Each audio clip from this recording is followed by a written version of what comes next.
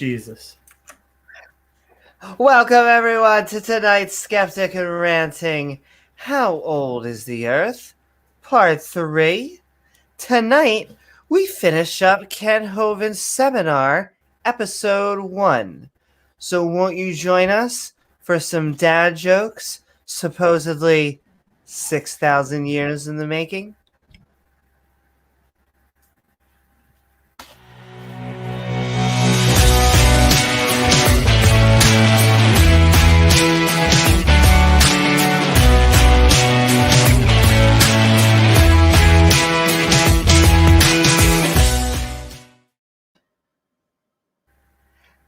The Earth is not 6 to 10,000 years old.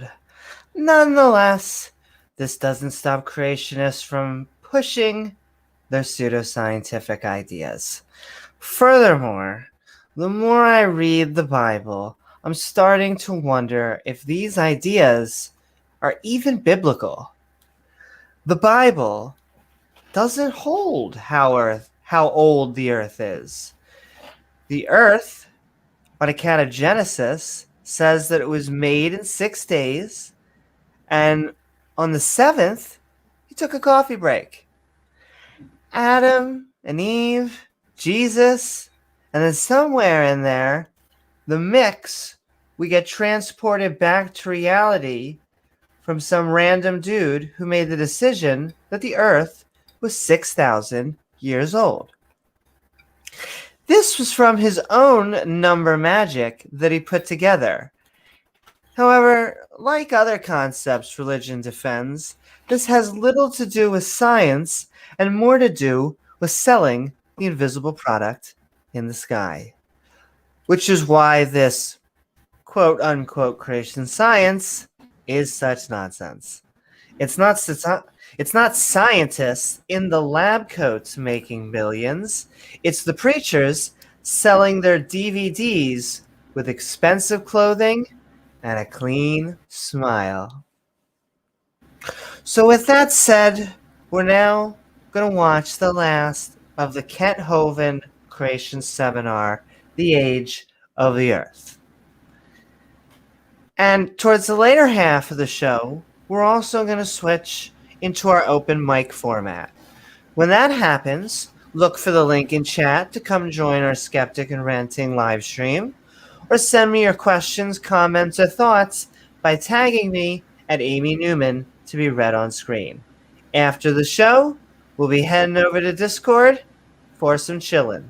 Lastly, don't forget to like and subscribe and hit that all button icon so you can get live reminders. And if you'd like to support the show, we offer some unique perks with the aim of creating more content at patreon.com/Amy Newman. I'd also like to thank KO Champ and Oz and the rest of the Atheist Round Table. And okay, how are you, Champ? How are you, Champ? How are you, James? And are you ready to watch SpongeBob's Enemy? I am. It's a good thing for SpongeBob. He didn't exist when Kent first did his seminar. Otherwise, he'd be getting beat up for a long time. So, yeah, it doesn't really specifically say the age of the Earth in the Bible. They get there by adding up dates and ages of people at various times. I guess the one ambiguity is it doesn't specify how long they were in the garden before sin happened, but I'd have to, before God's perfect plan hit the fan, and that damn snake snuck in there and thwarted the amazingly perfect plan that God had set up.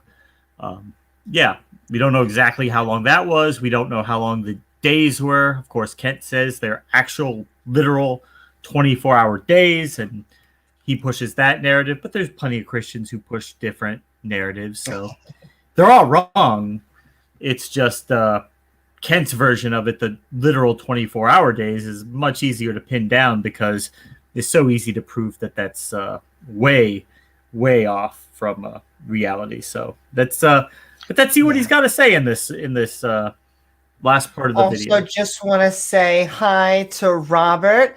And you see, you think that And sure. you're late, Andrew, but take my word for it. We're just fashionably late here. And okay, I mean, so if we're we're starting gonna. within an hour of the thing, that's not that bad. Means we're doing good. Yeah. And so yeah, I really want to know.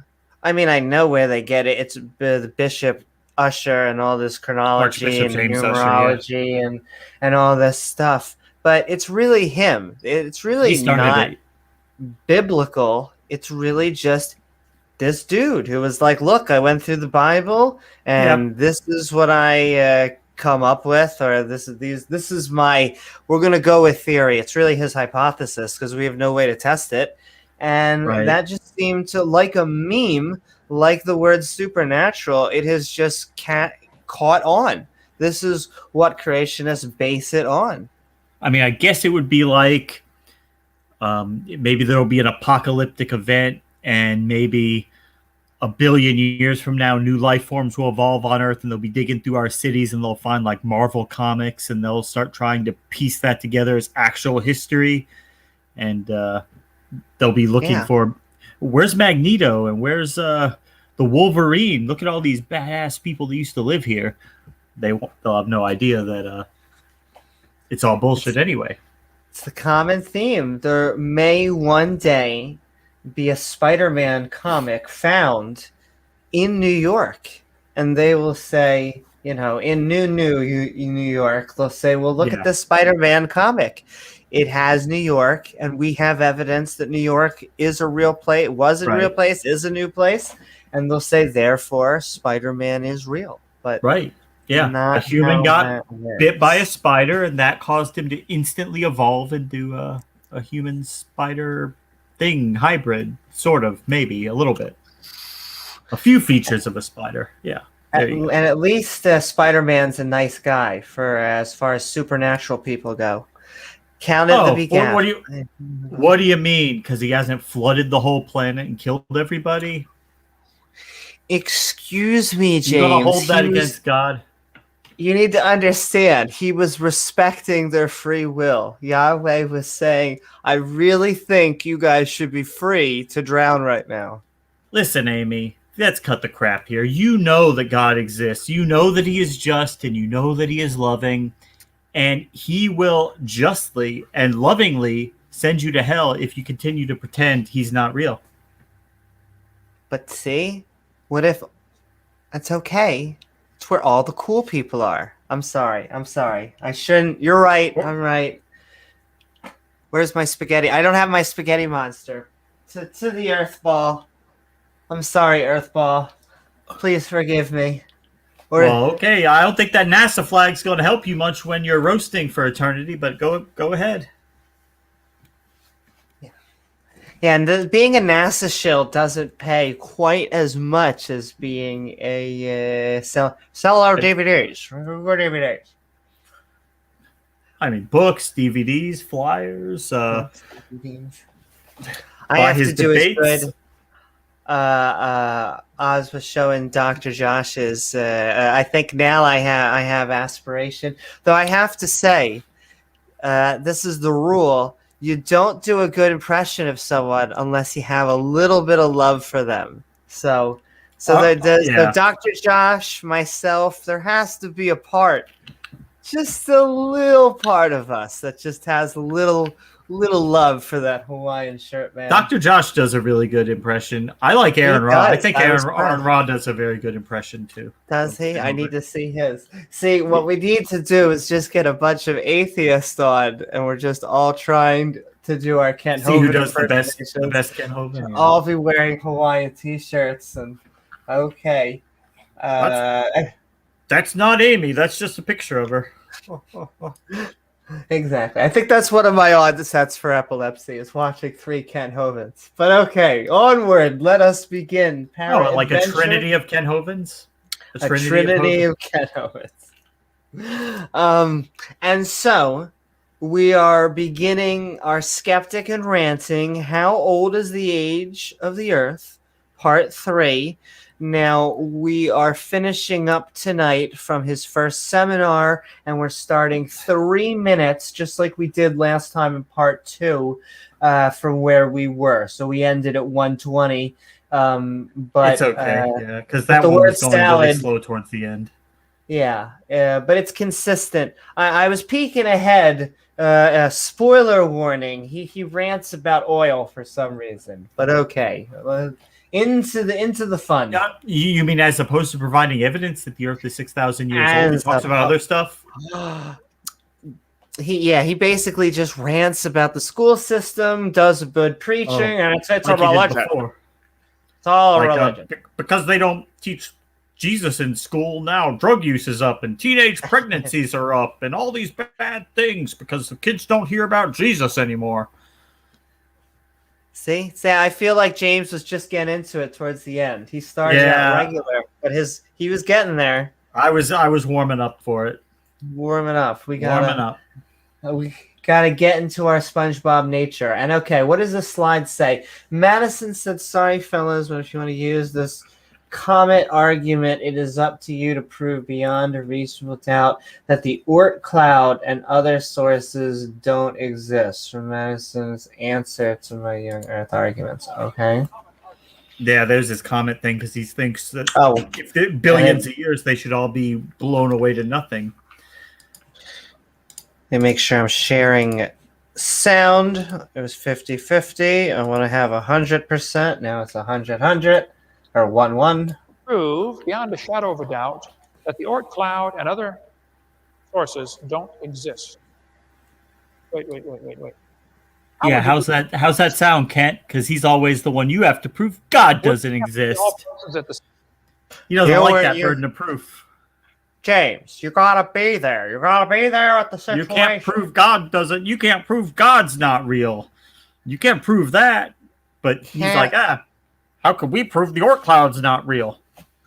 Now, were we there 2,000 years ago? No, but you gotta believe. Okay, religion. My tax dollar is going to pay your education. Specifically. What he's trying to do here is called shifting the burden of proof. The liberals do it to us all the time, and we fall for it. I'll show you how easy. Once again, trying to make it political, trying to make it a wedge issue. It's about those liberals. Thanks. Okay. So you're only Christian if you're right wing or conservative. But if you're right wing or conservative, you can't be an atheist. So some atheists don't exist. Also, if it's political, then it's just an opinion, in my opinion, because that's what politics is. I got this Tower of Babel tie going on here today. What do you think about that, Amy? The Tower of Babel. That was a real place, real event, languages. That's how it all happened. That's how it, you know what? They had like Japanese and English and Spanish and all these different languages. Yep. God just came down, he pointed at them and said, "You English, you German, you Chinese, you Japanese, Swahili, I don't know. You come up with your own language name." Yeah, can I ask? Yeah, that makes me wonder. When he was slapping the tower, was it the slap that like slapped everyone's language out of their head? Was it like they fell on the ground and everyone's like, oh my God, I can't even remember my... God went into the part of their brain that controls language, and he rearranged those molecules in their head so they wouldn't understand the universal language everyone spoke before. Everyone spoke one language perfectly. Grammar and everything was all the same until God fixed it all. See, we're doing some creation People were working science. together. People were working together. They weren't fighting. They were united for one cause. And that drove God crazy. He saw that. What's going on here? You all working together to build a tower?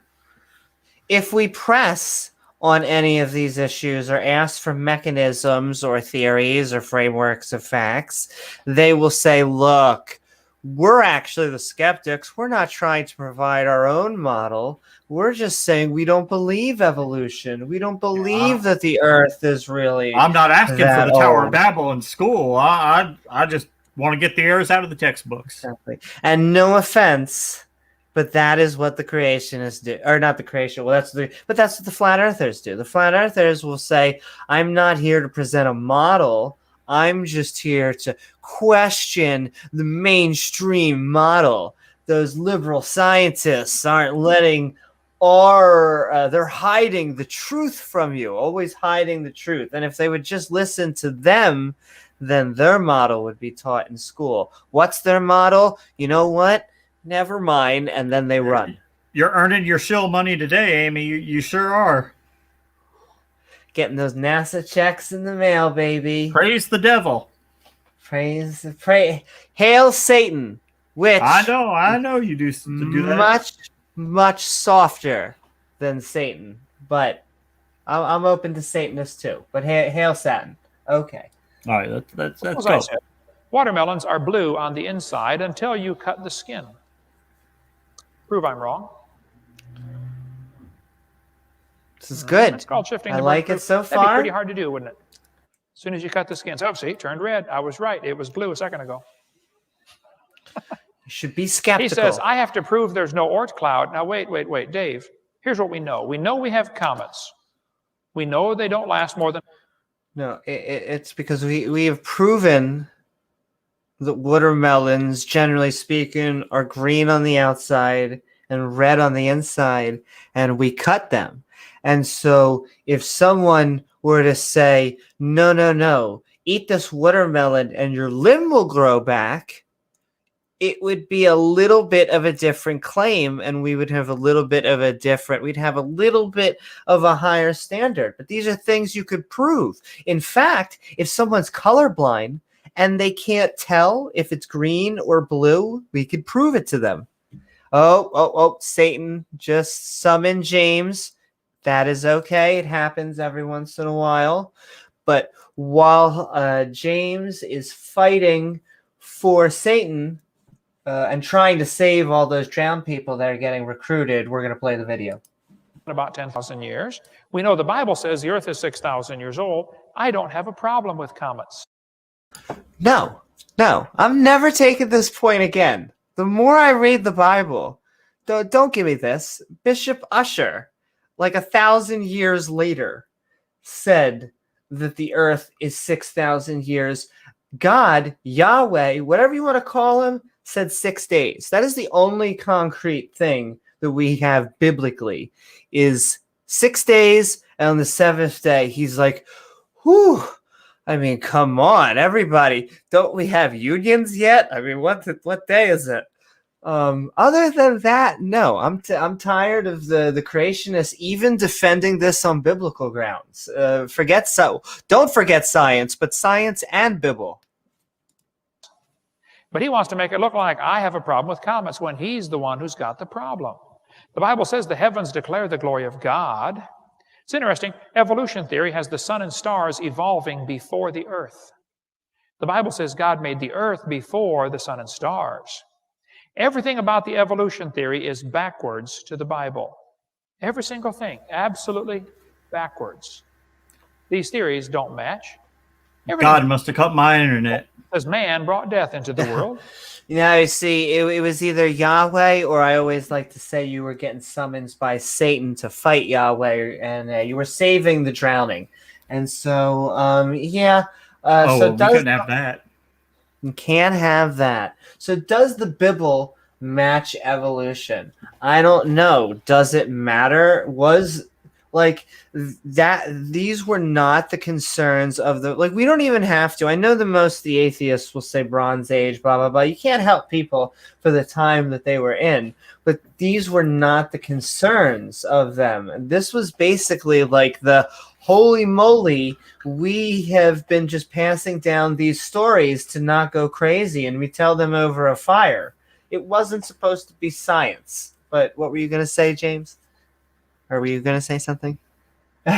So we have, does the Bible match evolution? I'll pray and it'll come back to me. I'll pray. But no, the Bible match evolution. My whole brain. Not that most of a lot of these are not really biological evolutions, so he's mixing all that in there. But Plants before So sun. Yeah. plants before sun, sun before Yeah. plants. I'm going to say First of everything on all, the evolution side is right. yes, but I mean, this is silly. This is first of all, this is an evolution. Evolution doesn't say sun before plants. That's Cosmology cosmology. Yeah. says that you can't have anything. I mean, where do you want the plants? The plants, first of all, didn't grow on the sun. Can we agree with that, creationists? And so, I, I should say that more lovingly. Can we agree with that, creationists? But Amy, no one's ever seen a star form. Never, ever. Never. Look up into the sky. You will never see a star form ever. Never. And yeah. So God's got to make it for him. It can't happen on its own. Could never happen on its own, Amy.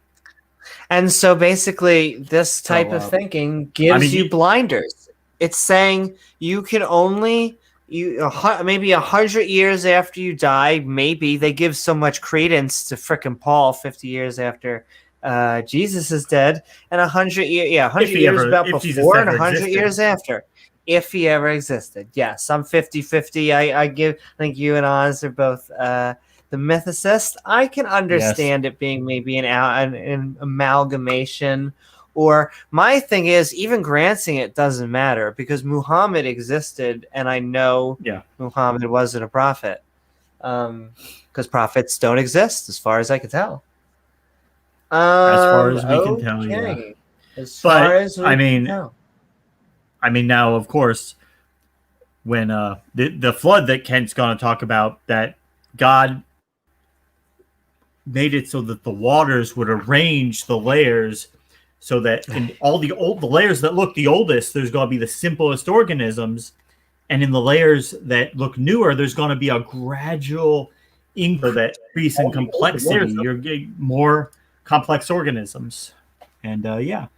Thank God for that, because he made it look like you might think, if you didn't know any better, that it was through natural gradual processes over millions and millions of years. But it wasn't. It was just God doing, making the water make it look that way, right? Yeah. It was all praise the Jeebus. And it's so funny. When you have magic, you can do whatever you want. And then they say, well, it wasn't magic. You're making fun of me. That's a straw man. And then we say, okay, well, how did God do it? And how did God make dirt into a person? That's beyond our knowledge. That's for God to know. So magic. Or something like that. Yeah. So magic. Exactly.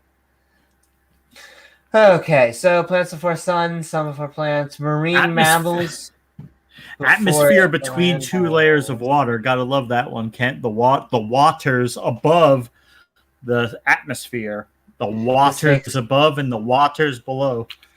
This makes no sense. I'm not even sure this is true. I'd like to see evidence that the Bible even says this shit. But marine mammals before land animals. Why? Why do you? That doesn't make sense. Because he made the water. He made the animals in the water first before he created the land animals.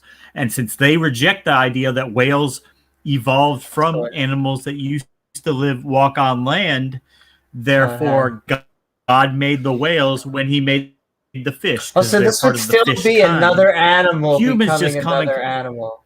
I'm sorry. So yeah, they think God made the whales. He just made certain marine mammals with that didn't have gills that were requiring to breathe air, but they're still fish because they live in the water. The Bible considers anything that lives in the water as part of the fish kind.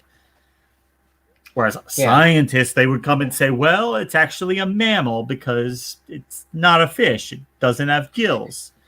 We also know this isn't true. Birds before reptiles.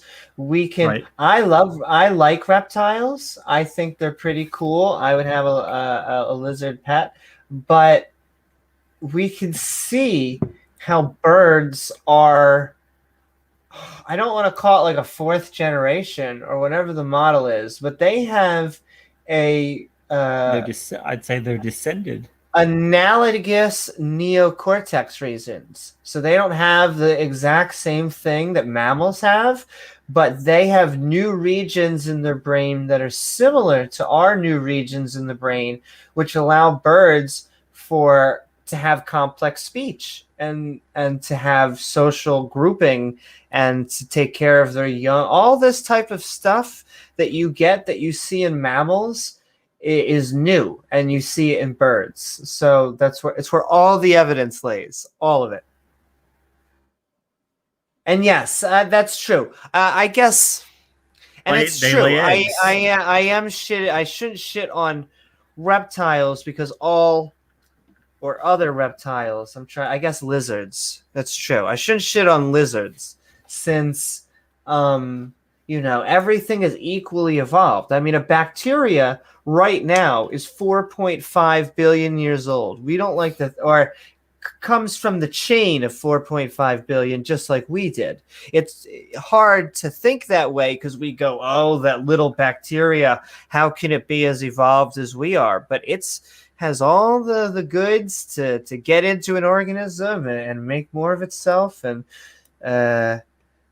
but for that social impact, for that nest building and for the song making and all of that, we see that coming about recently, and that is analogous in birds as it is in mammals. And we know birds have scales on their feet like reptiles. We know that feathers are modified reptilian scales, and all this comes from they're a modified reptile, is what birds are. They lay eggs. They have certain mammalian features. Yeah, they're dinosaurs too, Bible burner. They are. And this isn't my joke. I forget who did this, but it's existential. But if you have dinosaur chicken nuggets, you technically speaking have bird shaped in the shape of dinosaurs, which are also birds. So they're fulfilling their ancestors. And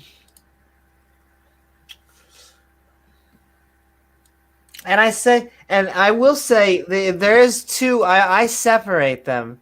It really does start to build a wedge. It's not that you have to be a science denier when you're Christian, but it seems like to be a literalist, you have to be. I wish they would at least come out and just say, it's 6 days. Look, it says, I'm starting to believe the biblical literalists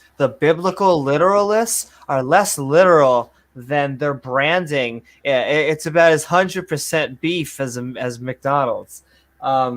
It seems to be more of a creation, pun intended, than anything else. And so the metaphorical theists, when they take on science and just go, oh, it's this book and, it just means to be a good person, but I'm really going to have secular morality anyway and just be a good person. I'm not going to think of the Bible when I hold the door open for someone. I'm just going to hold the door open for someone because I'm not a douche nozzle. But it doesn't help. It doesn't help. Let me tell you, religion is the wedge. Well, these liberal virulence of Christianity, they are harder to nail down because what they basically do is they look at the Bible. Any claim in there that it makes that is testable, they don't support that claim. They don't defend it. They back off from it. It's not literal. It's metaphor. It's not literal because we can actually go and test it and it can fail. Yes, it's what kind. No, continue. I was just going to say the claims that are untestable, we take those and believe those by 100% faith, and they're absolutely true because you can't prove that they're not true. Yeah, and if they were falsifiable, they would go in the lab and they would actually get a published paper, and they would convince not the schlubs like us, but the people who actually matter. I mean, I want them to convince the schlubs like us, but it would be nice if, it's nice to say I disagree with the mainstream science here is my point of view. But if you're not putting it in the peer-reviewed articles and you're just going to say that the peer-reviewed articles are going to reject my notion, then you're quitting before they even blew the whistle. Well, I mean, like, imagine these liberal Christians, like, just like our good buddy James Coons. I'm sure he's a Christian. He is I'm sure he's on the liberal end of Christianity.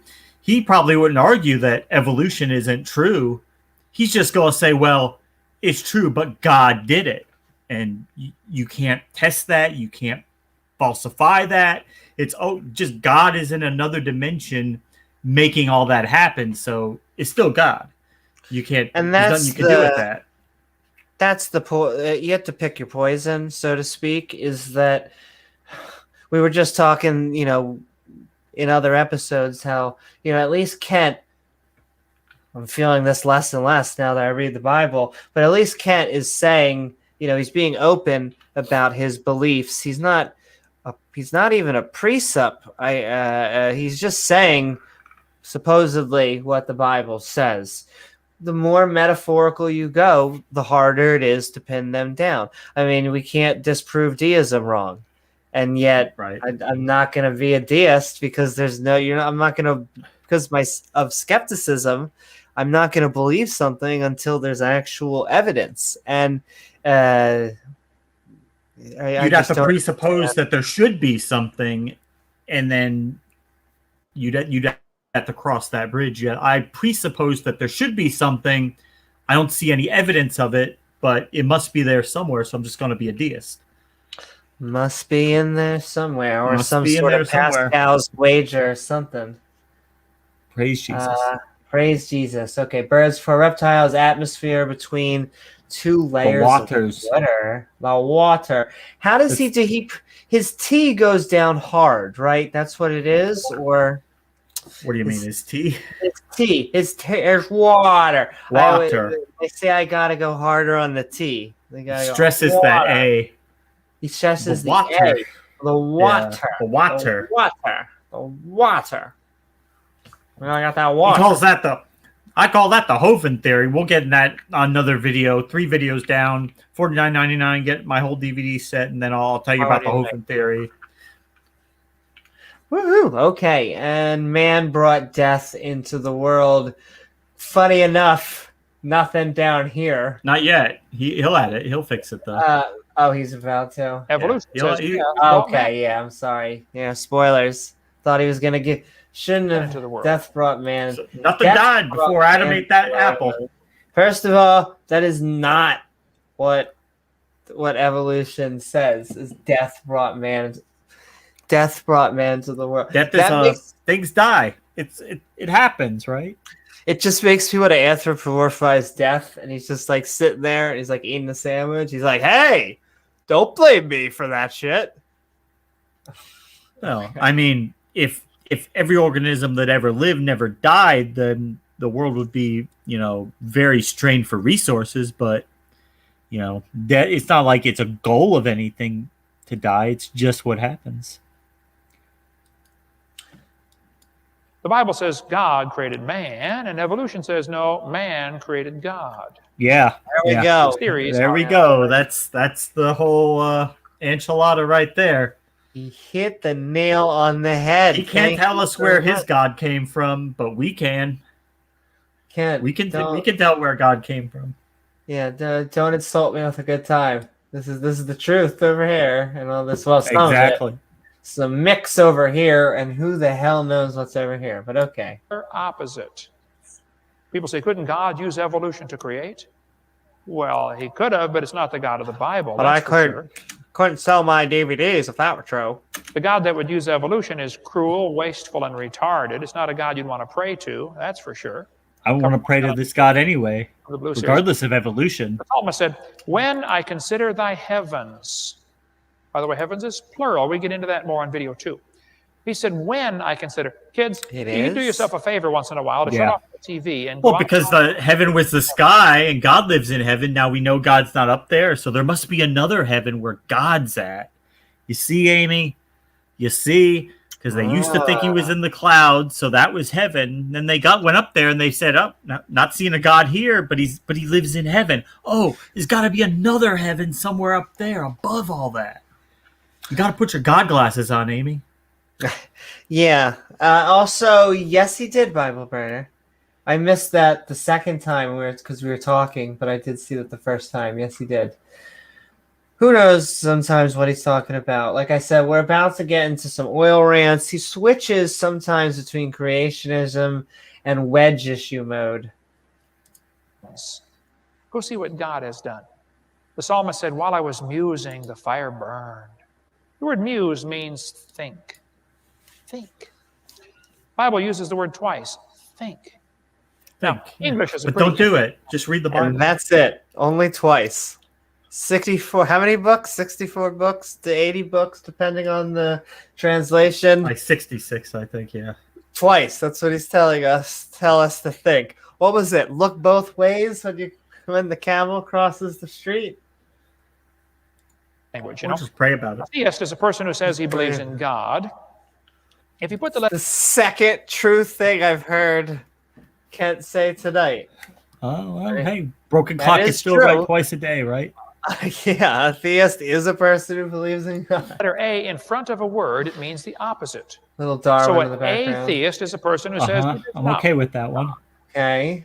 Muse See, here comes the punchline. I'm waiting for it. means to think. Oh, okay. Remember that. You got it.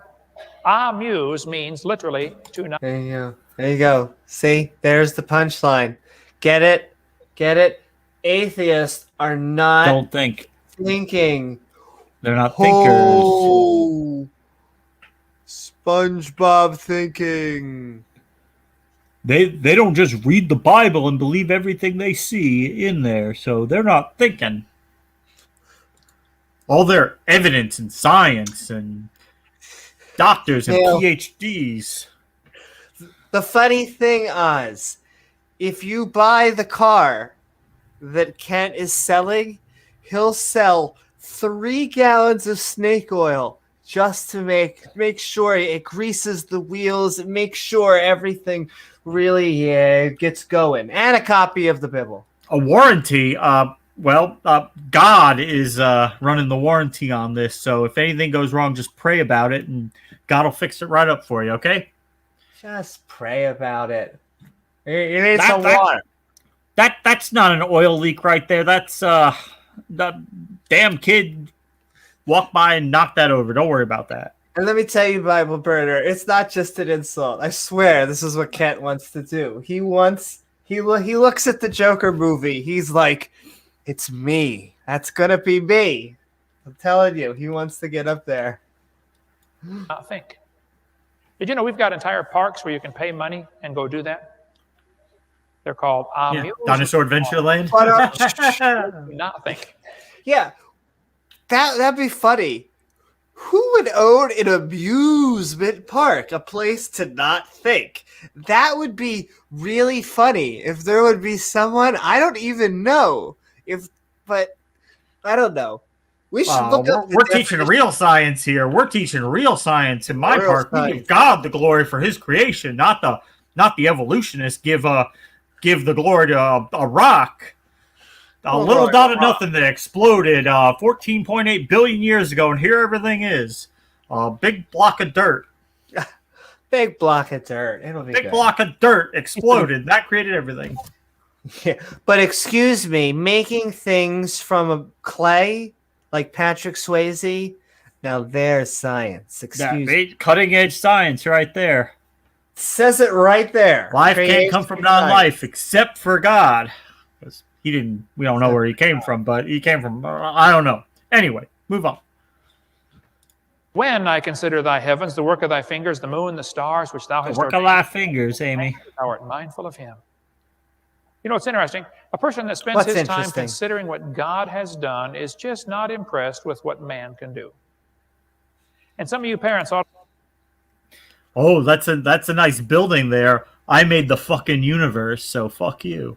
That's exactly what I was thinking. Like, why is the tower? I mean, I guess the Tower of Babel is in there to explain language, but it just makes him look like a dick. Like there Yeah. is no. It humbles us. Don't you understand? The humans were trying to outmatch God. Like, what have you done, Amy? I created the fucking universe. Man, the fucking and does it say that? Does it say that they were trying to outmatch God, or does it just say the humans were trying to come together, kinky, and They were trying to get to heaven through the, I guess, walking up the tower and billion flights of steps and get to heaven. But how dare they? And no, you see, you could use a tank of gas, but no, patented right here, serpent oil. Much better. I swear. Listen, down payment $500. half the price on that gas is taxes. It goes to teach evolution. You go to the gas station, you're paying for evolution. Your taxes are paying for evolution. Your hard. I don't want my tax money to pay for your religion. Go home and look in your kid's bedroom. And the prisons, they pay for prisons like that too. Heroes. You listen carefully. Look at Marshall Falk. See, this is a prop. I feel it. I feel it in my bones. He's setting up for it. You're training your kids to meditate on what man can do, not what God can do. Oh, yeah. And his brain, his thinking process. Don't look at like Hank Aaron, because God can hit 1 billion home runs in a row. He can make the balls leave the universe. So to the hoop. Oh. Who's going to care in 1,000 years? Who's going to care in 5 years? I think that was his. That was yeah, your that's his supposed to thing. laugh. Super Bowl. I think you were supposed to laugh in between that, but okay. Super Bowl 5 years ago. Does anybody care? Doesn't matter, does it? All those grown men out there fighting over that one ball, and they can all afford to go buy their own. I mean, yeah. Fucking called it. I knew it. It was coming. It was coming. He does that. That's one of his favorite jokes there. Now, of course, if they didn't go out and play the game, they wouldn't be able to afford a ball. So they actually kind of do need to do that in order to be able to buy the ball. But they'd be much better off just spending the time in church singing to Jesus anyway. So singing to Jesus. Getting those prayers, those rosaries, maybe speaking in some tongues. Though I know better ways that you could speak in tongues and get good results. But yep, okay. it's not sinful. It is just dumb to pay a guy $5 million to carry a pig bladder down a cow pasture. You jealous, Kent? Because he got a better con going. Think about things they're going to. Because they actually do something and earn their money. Because they actually see, Kent, they're called entertainers, and they admit that they're entertainers. You see, you're an entertainer too, believe it or not. You just don't call yourself an entertainer. You hide behind religion. Selling an invisible product. Kind of like Hubbard, L. Ron Hubbard, a little bit. Hubbard made up his own religion. Kent just latches onto Christianity. Last forever, like what God has done. Okay, meditate on that. The Bible says, "Speak to the earth, and it shall meditate on something that doesn't exist." Now, magnets always lose their. Oh, he's about to speak. He's about to go into magnets, which I'm sure is going to be amazing. Or speak to the magnetic earth. field. He's going to say that proves the young Earth. He said I can't. Some of the things he spouts off. Some things it's hard to know are truthful or not. Like we're losing. He's a magnetic shift or all this other. And it shall teach thee, and the fishes of the sea shall declare unto thee. What are the fishes doing? Okay. They declare unto thee. Strength. Your magnet has lost 10%. We just went from fish to magnets. He transitioned faster than ICP. Of its strength in the last. Well, he can't go in depth into any of these things. That means, of course, it needs to be stronger since it's getting weaker. Yeah. Like, is this creation science, or is this like what the Earth's magnetic field? Creation science is getting weaker. Earth's magnetic strength has declined 10%. I like the good. There wasn't. Yeah, there's a big old asterisk. Last 150 years and 40% in the last 1,000 years. I don't think. I know that the magnets flip. It goes up and down over time, but Yeah. Astronomy and the Bible, Donald D. Young. Oh, that sounds like a very scientific book. Page 18. Oh, absolutely. Blah, blah, blah, blah, blah. Also, scientific creation. Also, scientific creationism by Henry. Once again, another science textbook here. And Emma, blah, blah, blah. An analysis of Earth's magnetic field from 1883 to looks like almost the scientific thing. But look at that. So he takes two creationist papers and something from 1965, and who goddess only knows what the hell that says. U.S. Government Printing Office, Washington. Yeah, and it is so gross. And yeah, I will say we're only laughing because we're crying on the inside. Yeah, because they really are selling snake oil. Like they're actually going out and people give this guy money to spout these lies, to make boats and then and have the audacity to sue for flood insurance. Really, I don't know. After getting tax exempt state, all these tax breaks and incentives because they're going to bring so many people to that art park, and then they get like 1/10 of what they were planning to get.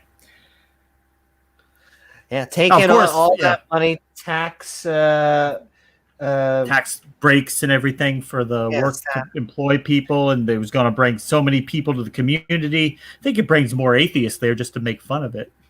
And I will say, I have nothing wrong with charities and nonprofits and tax-free statuses. I think we should pursue that. I think just like schools, like I went to a private nonprofit school. I like when people go out of their way to say, we're just putting in effort to help people. My only jive is I would just like a little ounce, a little teaspoon of evidence to make sure that you're not jumping on your own private plane and sipping martinis for Jesus.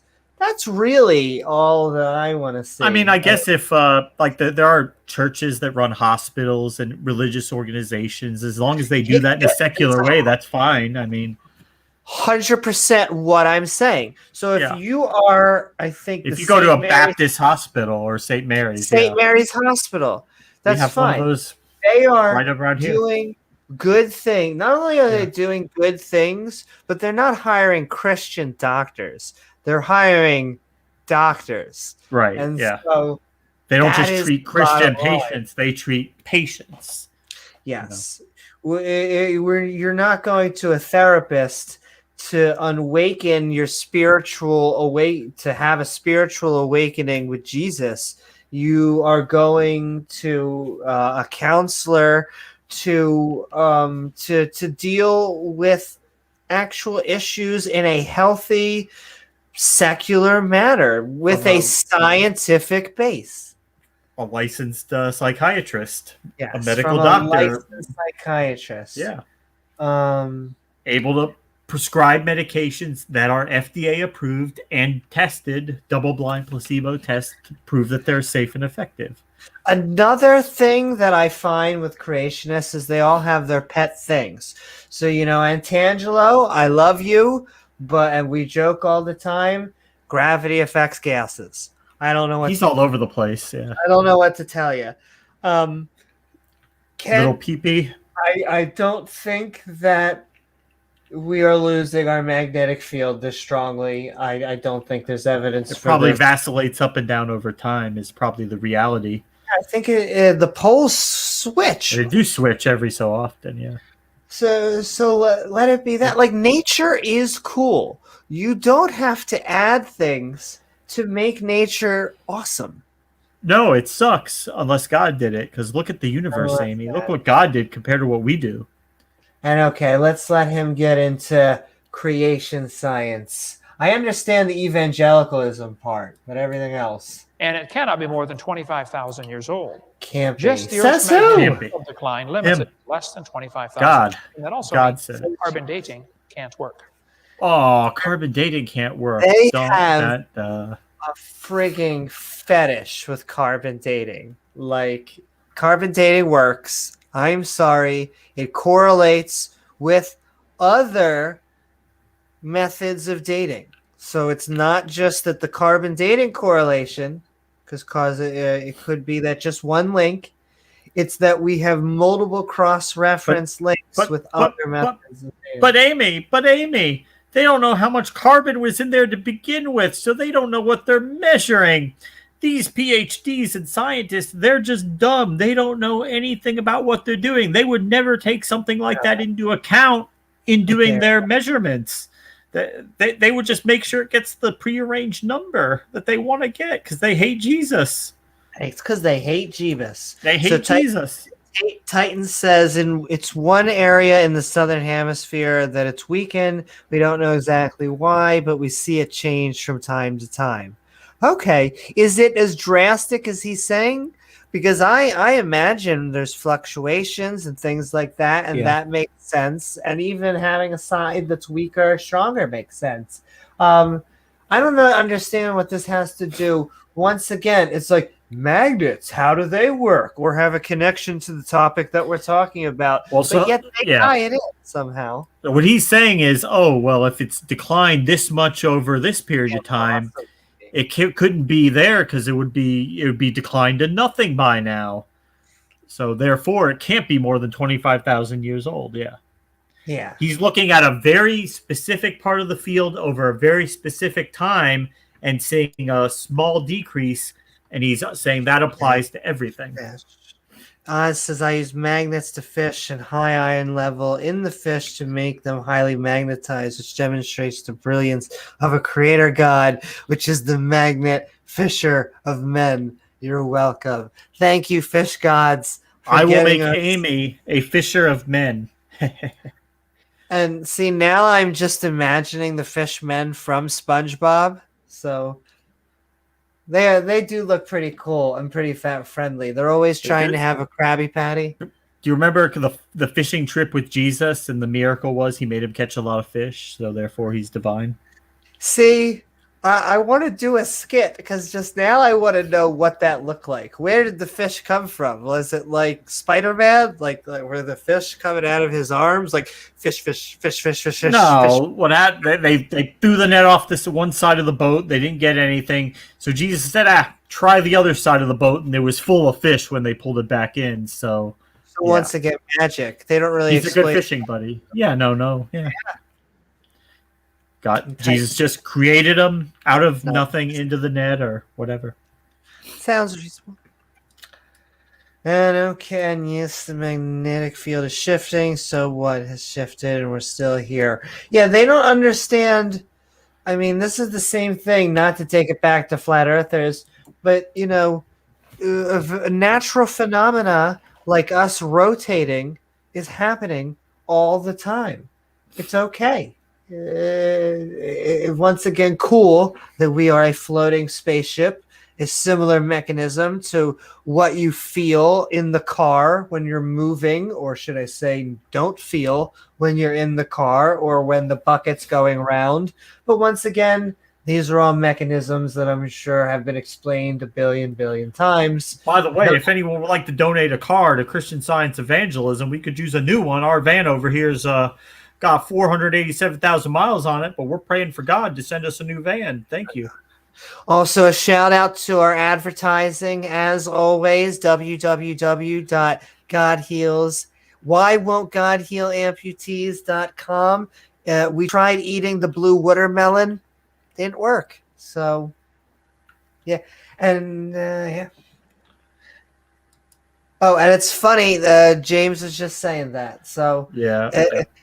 I will have to we'll get her on board, Oz. We'll get her on board one of these days. Well, I'm halfway. I'm already closer. That's gotta frustrate the Christians that I even question that there could be a Jesus. But it's got to be bad when you're already questioning whether there was your prophet. I mean, but like I was telling James, I mean, the prophets that we do know exist for the most part, we know they weren't prophets. Like Joseph Smith, Muhammad, Joseph Smith, L. Ron Hubbard, all these guys who claim to be prophets and they have came, inspiration. they died, and nothing. So really, there's only two buckets. Were they a con artist, or did they not exist? What? Or maybe were they just severely mentally ill? I think I always had. See, Jamie, I can't tell if you're being serious, only because I've been making so many jokes. If you are being serious, I'm interesting. If you're just joking, then high five. If not, then I'm not sure how to emotionally take that yet. But I will say, just on the topic, I never think that Christians or theists are lying. It's not about lying. Just like if the apostles died, if that actually happened, they died because they were wrong. Just like I'm sure the Christians hate this example, but I mean it's part of my anti-theism so strong that not only did the 9/11 hijackers go to their death believing that their holy book was correct, that their prophet had inspired it, but the insidious thing about religion is there's a small chance that those hijackers weren't evil people, that they were severely confused indoctrinated individuals who have misinterpreted passages of or read. I have to read the Quran. Who knows? I don't want to go. Or that'll be a trip. I know, that's a whole nother. Who have interpreted passages to where they actually think that they are the good person, that they are doing righteous things. And so that's the insidiousness of religion. I mean, yeah. I am sure that there were Christians in the Inquisition who were killing heretics who thought they were doing what they were doing was good. There were some sadists who did it just because they liked killing people, but the church as a whole thought, hey, we're the church. We have to root out heresy. And, it might not be pleasant, but these people are taking other people to hell where they're going to burn forever. So we have to come at that with the hardest way that we can, because they actually really are sending people to hell. And religion does that to people. It's not that God sends them to hell; they send them. So we send ourselves to hell. So that's why you shouldn't allow a heretic to go around preaching their false gospel. That's gonna send people to hell. There you go. In fact, I remember when I went onto Amazon. I went on to Hellazon.com, and I was like, let's buy some tickets. And like the one ticket. Like the Salem witch trials, I'm sure the judges and all at those court thought that people really were witches. Hey, the girls are saying these people are afflicted, and they said they saw one of them flying, transform into a pixie and fly around on a broom. Why not? They're witches. And why not burn them? Because it says so in the passages. Well, thankfully in Salem, as horrible as it was, they just hung those. They didn't burn them. But yeah, it's the same. But yes, it's still a terrible tragedy, but not quite that bad. Yeah, yes, that's just picking how your execution at that point. Right. And we're moving along. We're getting into some friggin'.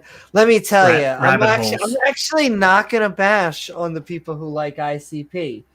So I'm actually gonna say instead, friggin' magnets, Kent. Do you know how they work, or you should know how they work? Give you a few examples here. The lower leg of a mammoth dated 15,000 years old. 1,000. One part of a mammoth is 29,000 years old. Another part's 44,000. You talk about a slow birth. Whoa! That one kid. Cover more on carbon dating on video number 7 and all the serious problems with that. Better than Kent's son at the dentist office that trip. Did you see it? It was just 1 second. He hawked that DVD. I've caught it at least a few times now. I swear, He just wants it to be subliminal. If he More on carbon Look, dating. On there we video go. number- Cut. My There you DVD. go. I'm sure out in the lobby he's got his table out there to sell all these Christians all this shit. Yeah, on the way out. And once again, I'm not against a market. I want every small business to succeed. I want everyone to be doing their thing. It's just, please sell an actual product. That's all I'm asking. That's all we're asking. 7 and all the serious problems with that. But the textbooks will say, well, yes, the magnetic field's getting weaker, but that's because it's reversing, okay? It's a pattern of reversals. No, there are no magnetic reversals. They don't know anything. So at the bottom of the ocean. We covered that on video 6. Silly this is all part of PhD. another theory called Pangea. silly science. I've heard of Pangea before. Oh yes. Okay. I mean, not to get all serious with my globe here, but I mean, they want us to ask. They want us to see things with our own eyes. Like, hold on. Look at that. Look at that. Look at that. Look at that. Where's content. Dak? Where's Dak? Is Dak up? I know. Amy, where's Dak? Where's Dak? I already need him. Look at Africa. Look at South America and the United States. It's coincidence, It is Amy. It's a coincidence. God just liked the way that shape was. it's just, yeah, exactly. It's just a coincidence that they are exactly the right shape. He's going to say they had to shrink Africa 40% to make them fit. Shrink Africa? What? Because the map maker's dilemma, how you take a globe and you put it on a map and they stretch, certain parts get stretched out. Are you telling me, Kent, that Africa was out in the cold just a little bit too long and that explains the shrinkage? Is that what you're trying to say? Does Africa I need don't a know. pill? And he's got one to sell him. And hey, well, at the end of this, we'll switch. We will have an open mic format at the end. And hey, I'm coming on. It's so funny. Do you know who convinces me the most? Is the more I argue with Christians. Because my new talking point has been the body for the last year. That's another one of my things, is just this whole, like, I just had to think, well, one of these back and forths, like, you're telling me the missing body is evidence he did go to heaven? It's like, I don't know. And then some people will tell me if they found the body. The Shroud of Turin, it's the Shroud of Turin.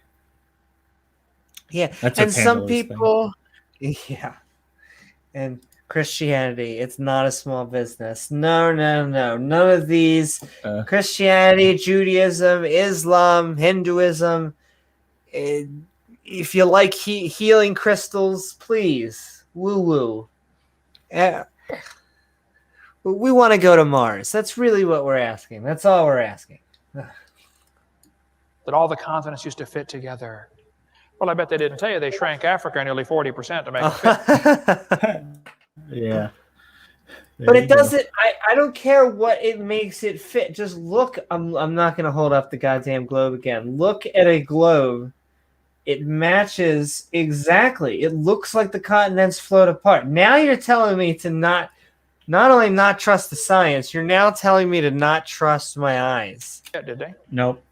Trust Did Jesus. they say they took out all of Mexico and Central Trust America? Jesus. Señor, ¿qué pasa? ¿Dónde está Mexico, Panama, Costa Rica, Guatemala? Okay. And they don't tell you what I think ought to be obvious to a kindergartner. Did you know if you take the water out of the oceans, The water. you will notice Water. there's dirt underneath. People say, Hovind, do you think the continents were ever connected? He's mistaking ocean crust for What do you mean? They're still continental crust.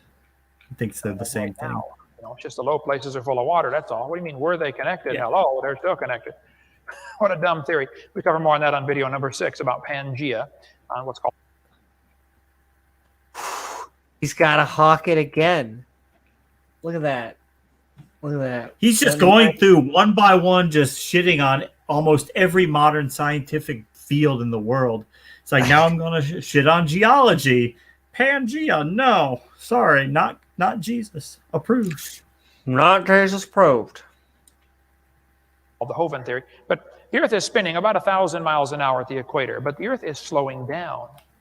The Earth actually slows down about 1,000th of a second every day. The Earth slows down. You waiting for the Astronomy same? magazine ran an article in 1992. They said Earth's rotation is slowing down. June will be 1 second longer than normal. We will have a leap second. Leap second? Yep. They have to have a leap second about every year to year and a half because the Earth is slowing down. Now, kids, this is going to be complicated, so listen carefully. The Earth is spinning. I feel a lie incoming. No, bad joke. But it is slowing Okay. down. So that means that it used to be going faster. How many can figure this out with no help at all? 4, 5, 6, 9. Okay. Good. Well, if the Earth is only 6,000 years old, this is not a problem. I mean, it was going a little faster. Adam wouldn't notice. He didn't have a watch anyway, as far as we know. But some of these guys would like me to believe the Earth is billions of years old. And another point that an event or a video that had an impact on me is, I think it was the BBC who had 3 flat earthers and had 3 scientists. And it basically, they were mixed together and they said, we're going to paint 2 circles. In one circle says the people who disagree with me just aren't educated enough to understand my position. And on the other, just I think that my opponent is confused. And of course, the 3 scientists ended up going to the bucket, the circle that said my opponent is just confused, and the 3 flat earthers went over to the bucket that just said my opponents aren't educated enough to understand my position. And so it is this grand. They really do think that they know more than the PhDs. They do. They have it. That if they would just listen to, if the community would just listen to them, that they really do believe it's a conspiracy. We make fun that they think it's a conspiracy, but they do think it's a conspiracy. So I'll say it's like a kid being in high school physics class, and you're going through like your first couple chapters of the book, and you seem to be getting it. Stuff starts to be clicking. You even read a little bit ahead of the class, and then maybe a couple weeks later you start to think, I've got this physics shit down. I know a lot about physics. Then you start to go out and think you know a lot more than you do know. I mean, that's Dunning-Kruger, right? And that's what happens to people like that. They study just a little bit to get a small base of knowledge, and then they drastically overestimate how much they actually know. And some, I think, are just good at answering. They're good at debating, and they learn enough evolution to, I don't want to say debunk it, just to have talking points. But if they actually wanted to know the truth, if they actually wanted to, they've been explained this multiple times. If they wanted to know the truth is out there. But you don't sell DVDs by going, you know what, guys, I was wrong. This whole time, evolution's actually true. And so I don't know nearly enough to tell you about it, but go look at the professional scientists and see what they're saying. You don't need to come to me for anything. I did my research. It turns out it doesn't disprove my God, which it doesn't. The atheist we have to fight these proxy wars where we have to be the ones defending the age of the earth and evolution and everything. But it's not. It has nothing to do with atheism or theism. They have selected, these battles, so to speak, these almost cultural wars. We have to fight over evolution These because hills they they have want to die on. selected it. Yeah, because it doesn't fit with the Bible, and so I don't know But what to say. I think from their perspective, it's like, well, if we disprove evolution, if that didn't happen, then the atheists have no explanation. It's got to be God. Doesn't, even though you can have evolution and God, but you can have evolution without God. And But that's the James, dilemma for them. what about abiogenesis? Abiogenesis. If you don't have abiogenesis, it's like no. You try to say you came from a rock, Amy? Came from rock soup. What's the genetic code of a rock, Amy? Go and write Yeah. that out for me. The DNA of a rock. You're talking about problems with creationism. Look at your own theory. You telling me you came from a monkey? A monkey? Mm-mm. Primordial soup, Grandpa? Man, if you go back billions of years, you're going to have a problem. Billions. The earth would be spinning pretty quick. Get up, go to bed. Get up, go to bed. Get up, go to bed. You never get nothing done. That is life. Get up, Centrifugal go to force bed. would have been enormous. Man, the winds would have been 5,000 miles an hour from the Coriolis effect. And you want me to See, now he's making claims. I like how they sneak that in, but now he's making science claims. the dinosaurs lived millions of years ago? Yeah, they did. They got blown off. No, they did not live millions of years ago. The Sahara Desert has what's called a condescending he is when the way he says that, rolling his eyes. This creates a serious problem. Yeah, Hot air desertification, we know how that works. Next door, and that area becomes desert. The process is called desertification. Yep. Yeah, their tone was, I don't know what it is about specific apologists, because there are some theists and preachers, they're just, I forget, I think what's that son and father couple, they seem nice, whoever they are. I see them on modern day debate. Yeah. Sal, I know the name's escaping me. Seems like a nice guy, but there are others. I'm not going to name names, but it's just it really does. Like I said, it's that damn circle thing. They really do think that if we were educated more, we would come to Jeebus. It's like, I don't know. The more I read the Bible, the more the seams are falling apart. Did you see there how Kent rolled his eyes at the dinosaurs did not live millions of years ago? Oh.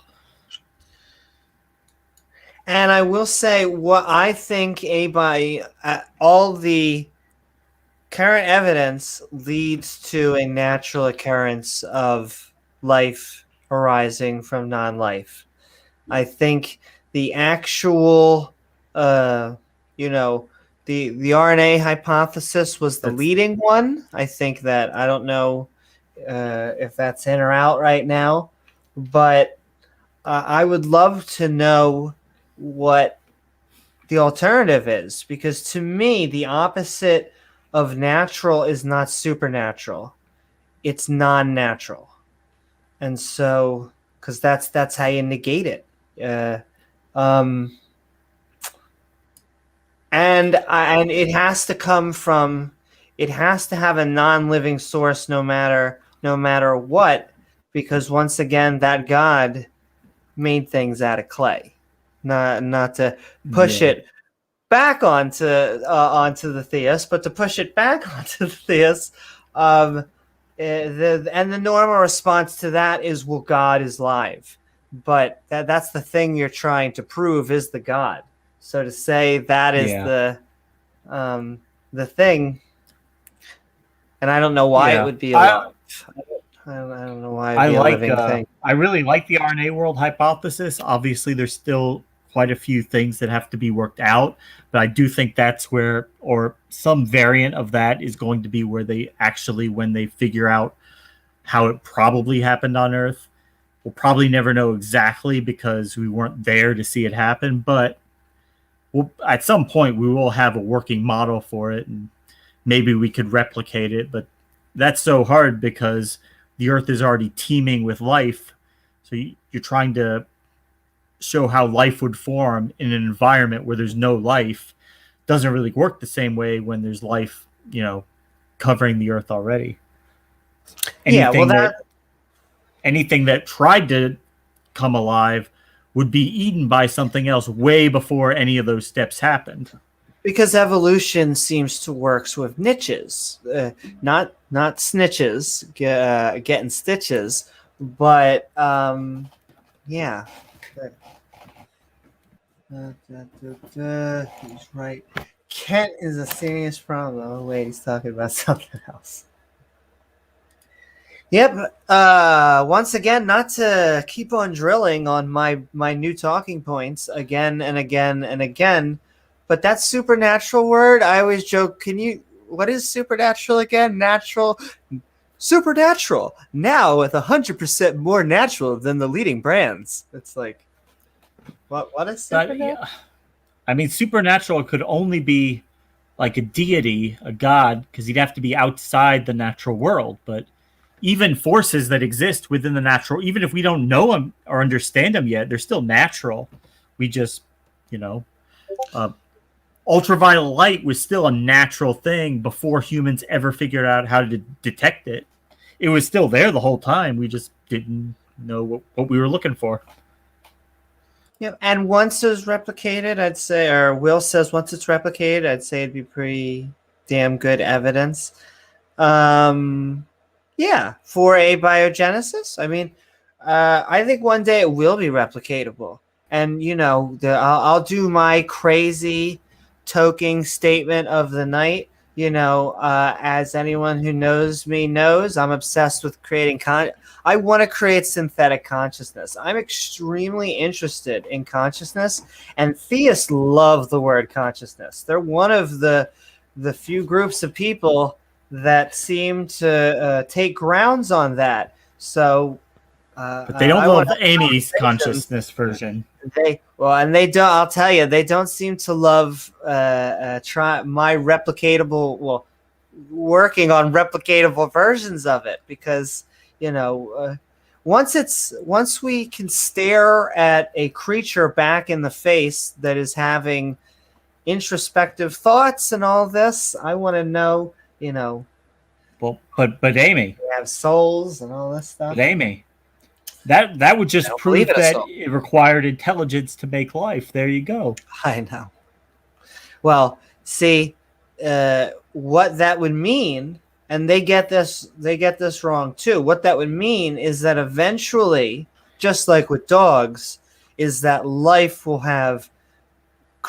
actually have created life, will have built life. What they get backwards is that nature was that the original codes or whatever are naturally occurring. And so they like to use that type of language to try and sneak it in, like genes are just a code and just like that. And you can use that analogy, and it is an analogy, and all analogies break down at a certain level. Somewhere John Maddox is crying. Hey, John, I heart you. I have a gene blushy over there, or a double helix. And he doesn't believe for genes. That's what annoys me. If anything, what annoys me, and it's not him, it is a tactic that many theists use, which is they are not arguing personal experience for which they believe. They're arguing this intellectual argument that is specifically aimed at atheists and skeptics. And so, I'll say he said this publicly. He believes because of he lived after a car accident and basically made a pact with God and said, "You have allowed me to live, and so I will carry out your word." But it's the science. He's alive because I don't know. It wasn't the doctors, right? Details, but it's seatbelts. I had a very similar thing. Yeah. I had a crash on I-95. I had a seizure on I-95. It totaled my car. I walked away with nothing but stitches in my eyebrows, and that's because of frickin' airbag technology. That is because Engineered cars, the way they're seatbelt engineered, technology. That's because someone decided to call 911 while I was out of it. Paramedics came out, Exactly. took This you to the whole hospital. The chain- doctors checked you out. Yeah. The doctors checked me out. I was able to come back. That's what she said, in a safe environment. All these things occurred, and it wasn't because I prayed for it or anything. It was because of a bunch of people who were working hard to make sure that I was okay. And they're the All ones we that have get is each credit. other. All That's all we have is each other. Yeah. Exactly. Like I said before, the Christians and the theists, they get to say things like, kill them all, let God sort them out, but we don't have that luxury. There is no God. That only sounds cool when it's in a movie. Yeah. Other than that, no. But that's kind of like how they react to a lot of things, because they don't really cherish life in the same way, because they think that this is just a temporary state before we really go into eternity, where you get to sit down and look up at God and tell him how great he is for eternity while he's looking at you and nodding in agreement. And I am great. Continue. Yes, And I am a that's good okay. God. And Continue. that's okay, Will. We're happy to have awesome people like you here. Will's a good guy. Yeah, I enjoyed having him on that after show. It was an interesting conversation. Yeah. Well, sometimes I feel like I feel bad that I'm even, going back and forth sometimes with people in the chat, because, like I said, this is a comedian's rule of thumb: is the person with the mic will always win. That's why you don't heckle. Person with the mic. And so I feel bad, but we love all the theists, so they're on they're on friendly territory. We're not trying to send them to hell or anything, so we're not trying to send nobody to hell or drown them.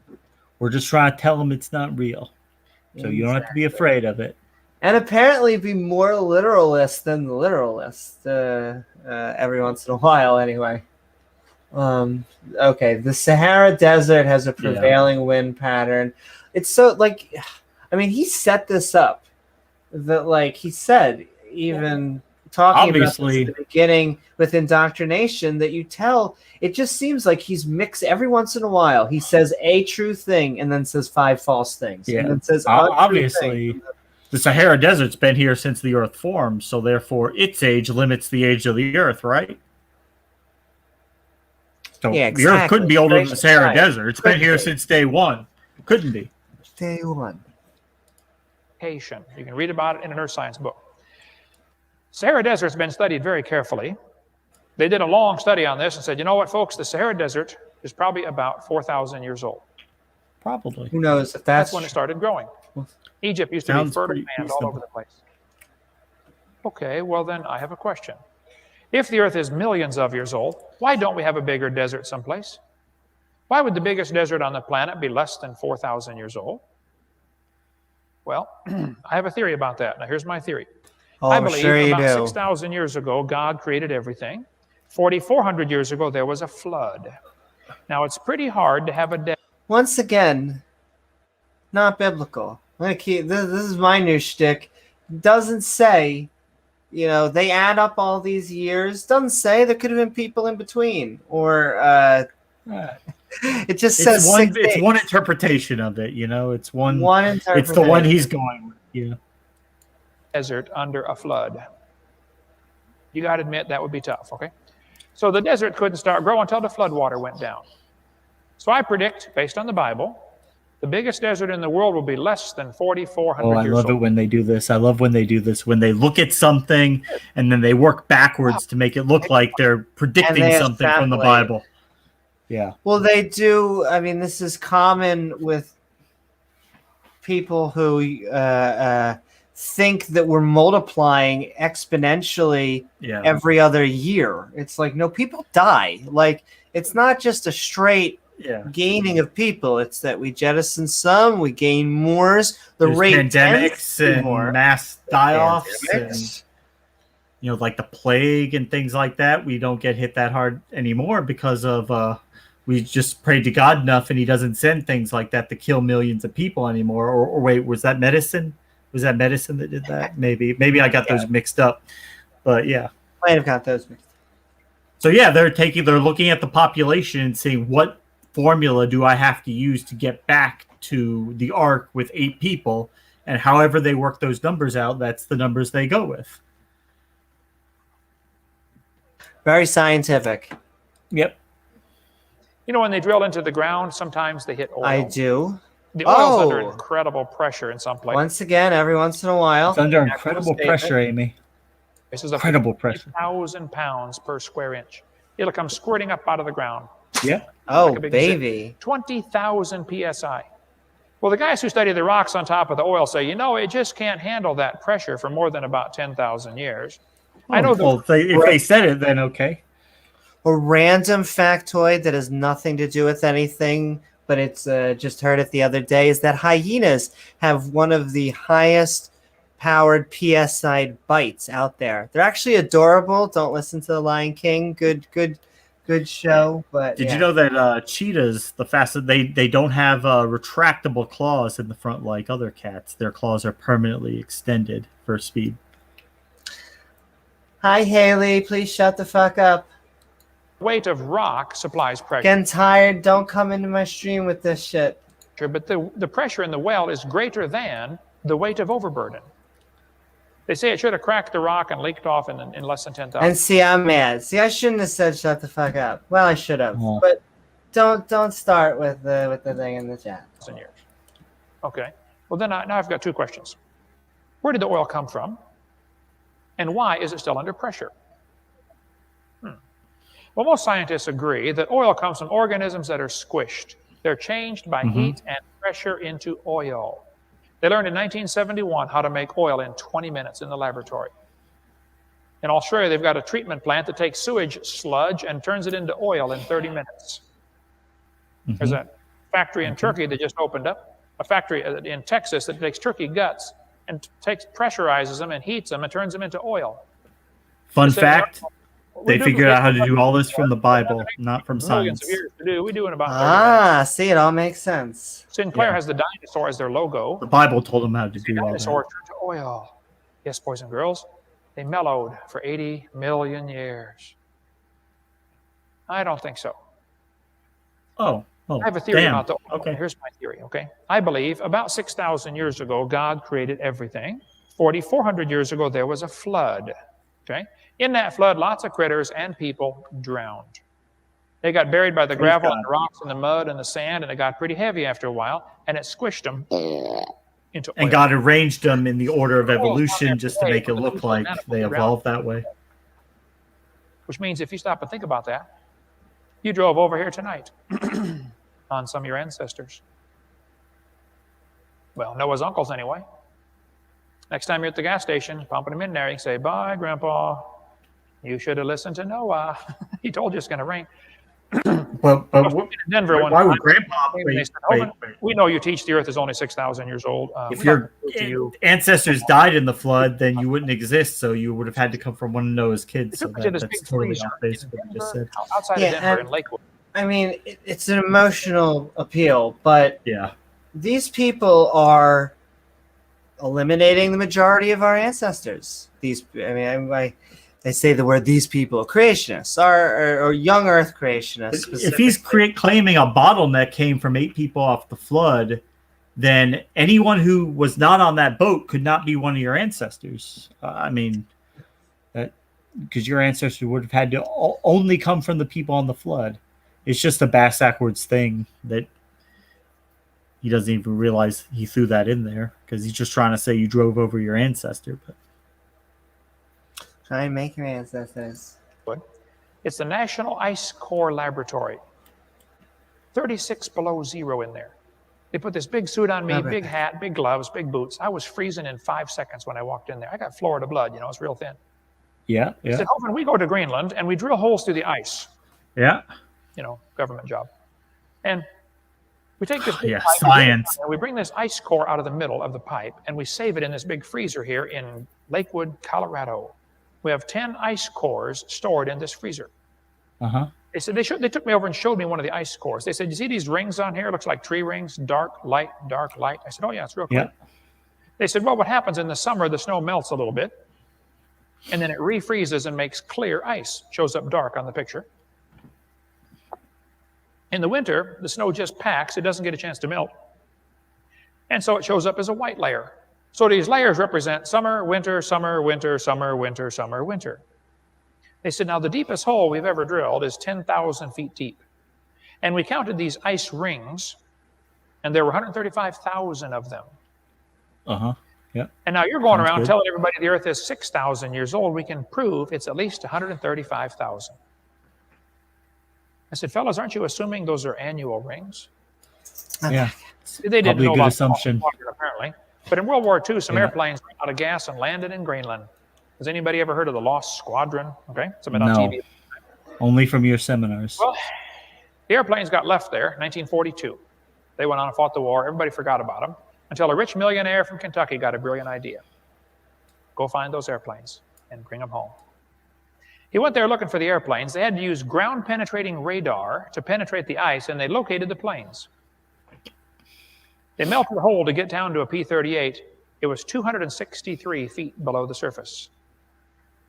They melted this hole down to get to the plane, took the plane apart, and brought the pieces back up through the hole and put it back together in Middleborough, Kentucky, not too far from here. How far is Middleborough from Knoxville? 2 hours, maybe? Okay. The planes, that's where its home base is, Middleborough. Well, the planes That's were in close the to ice for Tennessee. 48 Say hi to years. John. They were 263 feet down. That's 5.5 feet a year.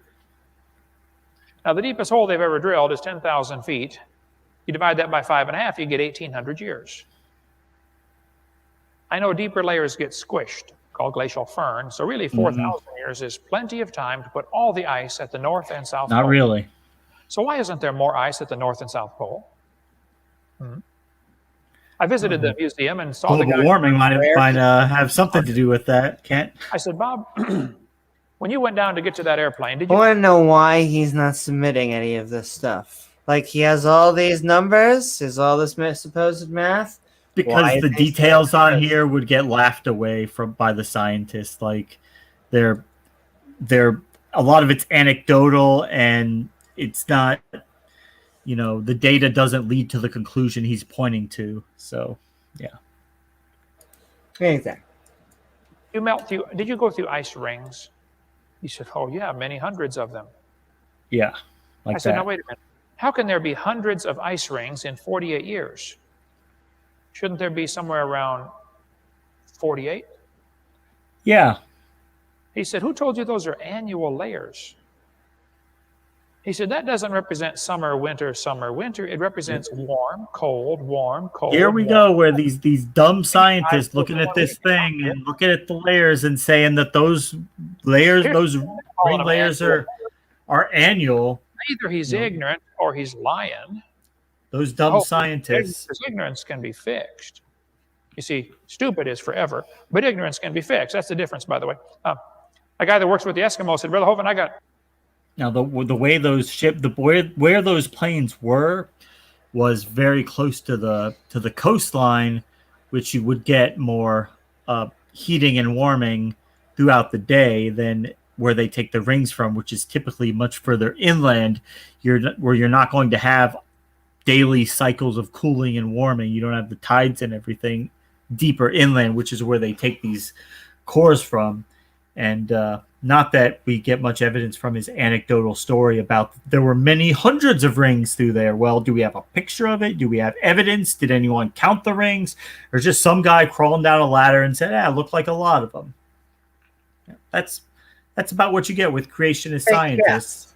But for real scientific papers to make it through a peer review process, you would have to actually show the evidence and not just say, well, it was a lot of them. So, okay, well, screw it then. The Earth is only 6,000 years old. Forget all this other data we have. Also, hi, KO Champ. Hi, Co-Champ.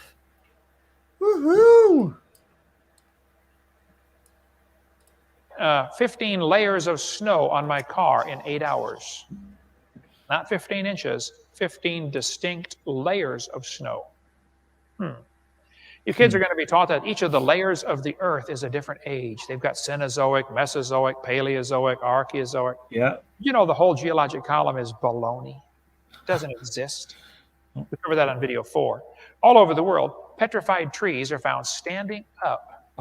Again, these geologists are dumb. They just never thought about that, Amy. They never thought about these trees. One in Cookville, Yeah, Tennessee. God is real. If only they had thought about it. See, but they're trying to hide Jeebus from everybody. See? God is real, Amy. Look at that. There it goes. Wow. Thank goodness we had Kent to come along and tell us that the entire field of geology is nonsense. The sky. Hey-oh. I know, that's an old dad Sky joke. Daddy. It's, yeah, I guess so. Not the Sky Daddy. Yeah. He thinks that scientists don't have any answer for this, that they don't understand what's going on with these trees. That local flooding Bottom is coalified. will allow for that to happen in distinct areas where you can't have local flooding, but you don't have worldwide flooding. Cover more on that on video 6 about coal formation. Mount St. Helens blew trees into Spirit Lake. They're going to petrify very quickly, standing up. That's the way they sank to the bottom. They got waterlogged. Yeah. Wood petrifies quickly. Here's petrified firewood. Here's a petrified fish giving birth. It does not take millions of years to give birth. Petrified cowboy boot with the cowboy's legs still in it. Not petrified. The article's on the table down here called the Limestone Cowboy. Yeah. Not really petrified, though. The Mississippi River is depositing sediment. So now he's equating. He's taking something that isn't even that old. Yeah, trying to say, they're the what they're using to prove the age of the Earth. Look at these other things that, it doesn't prove it when you have unusual situations or man-made, things that don't replicate nature. So we learned that Kent knows what oil is. We learn that he thinks magnets are cool. How do they work? And I'm trying to think what else. The ice rings and some ice rings. Yeah. KO Champ, if you want to come on, let him in. Open up the floodgates.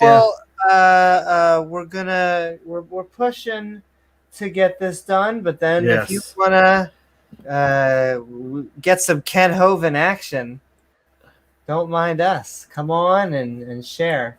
It's at the rate of 80,000 tons every hour. 80,000 tons of mud comes down and dumps off around New Orleans, and that delta is growing larger and larger. So they studied the delta. Should watch us on the VR. See, pretty carefully and say it probably took about 30,000 years to put all that mud out there. Night Bible burner. Night Bible. Okay, well then I have a question. If the Earth is millions of years old, why isn't the whole Gulf of Mexico full of mud by now? Oh, right, because the Mississippi River's been there since the Earth formed, right? Clearly, because the Mississippi River's been there since day one. Here's my theory. At the same rate of flow. 6,000 years ago, God made everything. 4,400 years ago, there was a flood. Nope. As the flood water was running off, whoosh, about half of that mud washed out there in 20 minutes. I'm sure he's got some evidence of that. It looks like it took 30,000 years to get the mud out there. It took about 20 minutes. And then 4,400 years 20 minutes, Amy. Okay? A friend of mine from Louisiana is a pastor of a church. He said, Brother Hovind, I used to work in the oil field, drilling in the Gulf of Mississippi, in the Gulf of Mexico, drilling for oil. He said, we drilled down through 14,000 feet of mud and hit trees 60 feet tall, standing up. 60-foot vertical trees. Really old trees. 14,000 feet of mud. More about that on video 6. Here's a picture of the oldest tree on the planet. It's called the bristlecone pine. We've got a piece of bristlecone in our museum in Pensacola. It's only 30 inches in diameter, and it's 700 years old. You can count the rings with a magnifying glass. Grows real He's okay with those rings being Now, tree ring dating is not an It's not exact the ice science. ring. Trees can produce 2 rings a year or 3 rings a year. Okay? Yeah, they know. Be very careful about tree ring dating with overlapping sequencing. We cover more on that during Q&A time if you'd like. But the oldest tree in the world, this textbook says, is 4,300 years old. Earth's oldest organism. That's a pretty old tree. But I've got a question. If the Earth is millions of years old, why don't we have an older tree someplace? I'm sure Why we would do. the oldest tree be 4,300 years old?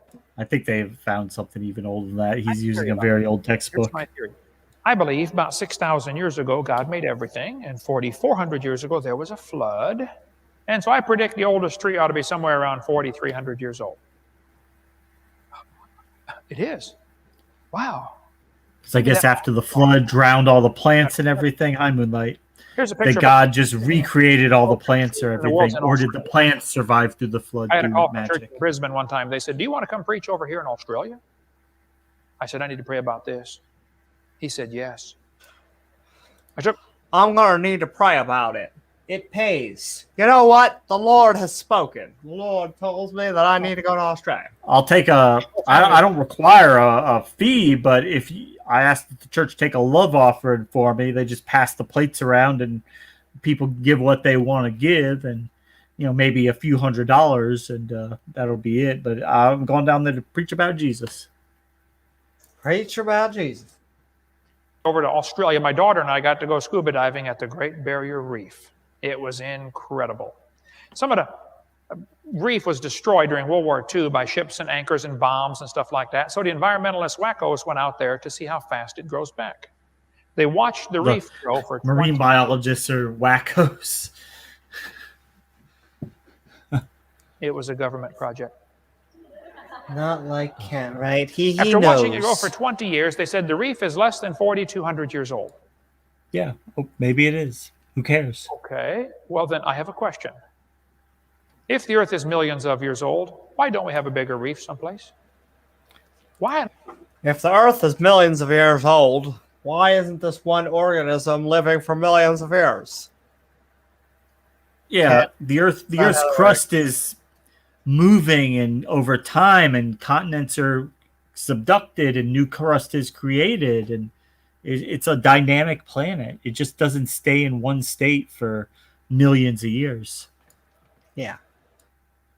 On Earth, would the biggest reef be only 4,200 years old? I have a theory about that. I bet you know what it is, don't you? Can you figure it out by now? Okay. Here's a picture of Niagara. Is it butt sex? The textbook says, butt boys and sex. girls, the rocky ledge above Niagara Falls has been eroding for nearly 9,900 years. Now, how do they? Second best butt sex, Niagara Falls. Okay, fine. Yeah. Well, the rocks are breaking off the edge. I mean, all waterfalls do that. They break rocks off, and the waterfall eats its way backwards. At Okay. least he understands how Goes waterfalls one direction, erodes the other direction. Niagara Falls is moving back 4.7 feet a year. Charles Lyell went there in 1841 and said, well, Niagara Falls is here. Obviously, it started up here at the cliff by Lewiston, New York, moving back down the gully. He said it's 10,000 years old worth of erosion. The people that lived there said, Charlie, it erodes a whole lot faster than you think.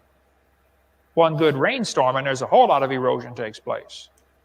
He figured 3 feet a year. And so, KO, we're almost done the video, and then we'll send the link out. We'll switch into the open mic format. Yep. Purposely to make the Bible look wrong. He hated the Bible. We'll get into more of him on video number 4. Today, Niagara Falls is way back He just there, thought it was wrong. Island. There's actually 2 Niagara Falls, the Canadian side and the American side. It's eroded back quite a ways just since Charles Lyell's time.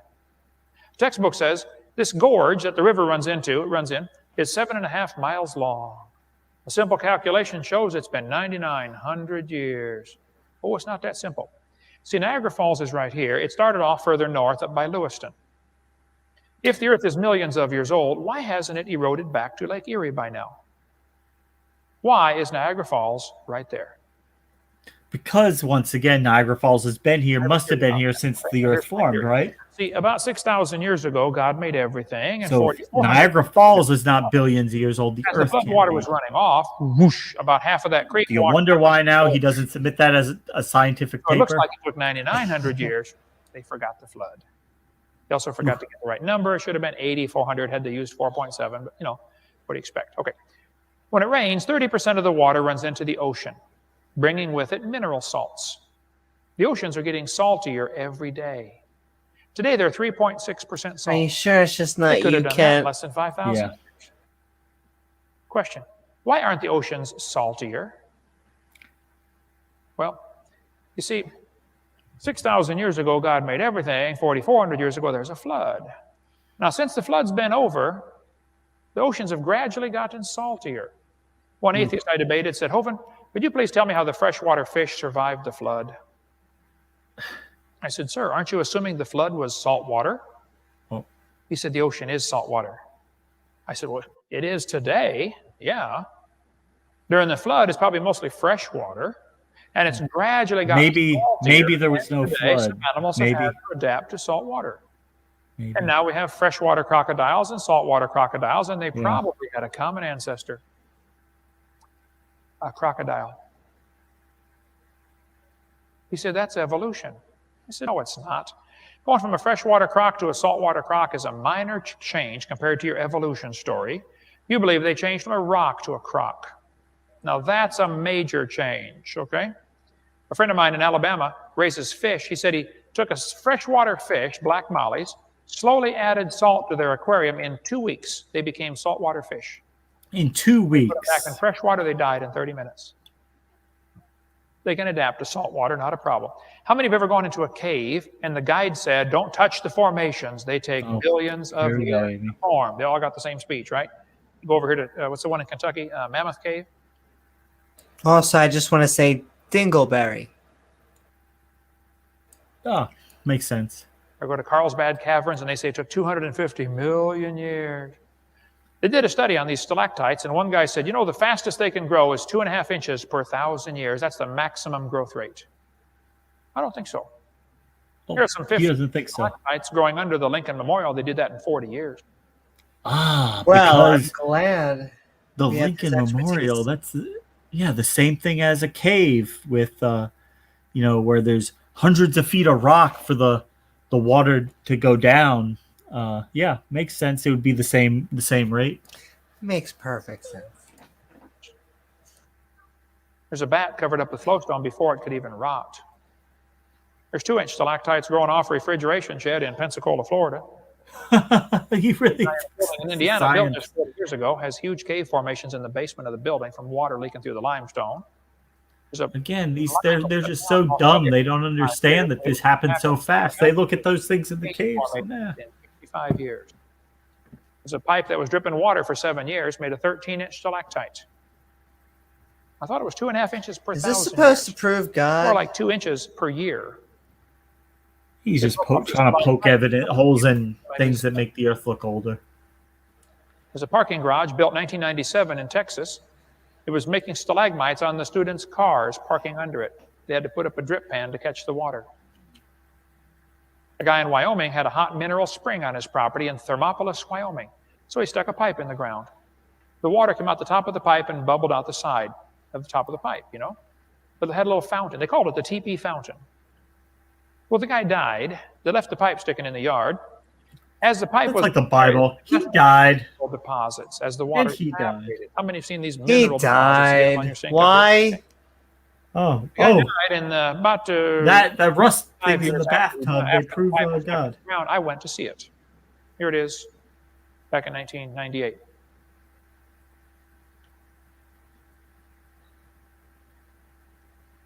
That would take some lime away. You're on mute, Amy. Here he is. I spoke too soon. He had camouflage. He's hiding among this thing. Oh, he's got to put that. He's 6'1". Yeah, a little bit. Sure you are, Kent. The guy down the street started his later. It's not quite as big, But, at the current rate of erosion, the continents will erode flat in 14 million years. Why do they tell us we've got fossils that are 300 times older than that, still above sea level? They should have washed out to sea 300 times. Forgot about the whole Pangea thing. The continents are moving. Fly out west, look at the erosion patterns and say, man, this place was destroyed by a flood. I mean, the whole world was destroyed by a flood. Just fly around like I do and look out the window once in a while. Now, it was a global flood, Amy, but let me just tell you, it only made one Grand Canyon in one place. It didn't make that stuff all over the earth. It just happened that one area. It wasn't the Colorado River. It was a global flood. Why isn't one Grand Canyon? Yeah, why isn't there Grand Canyons all over the place then? Jesus only wanted that one in the western United States. He didn't want more Grand Canyons. Yeah, just wanted one. He just wanted one.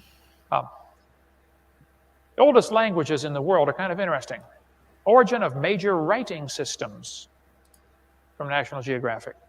What do they say? Well, they say the oldest writing systems in the world started about 3000 BC. 5,000 years ago. Oldest writing systems. I don't think that's... I don't And the think so either. languages are modern, sophisticated, and complete.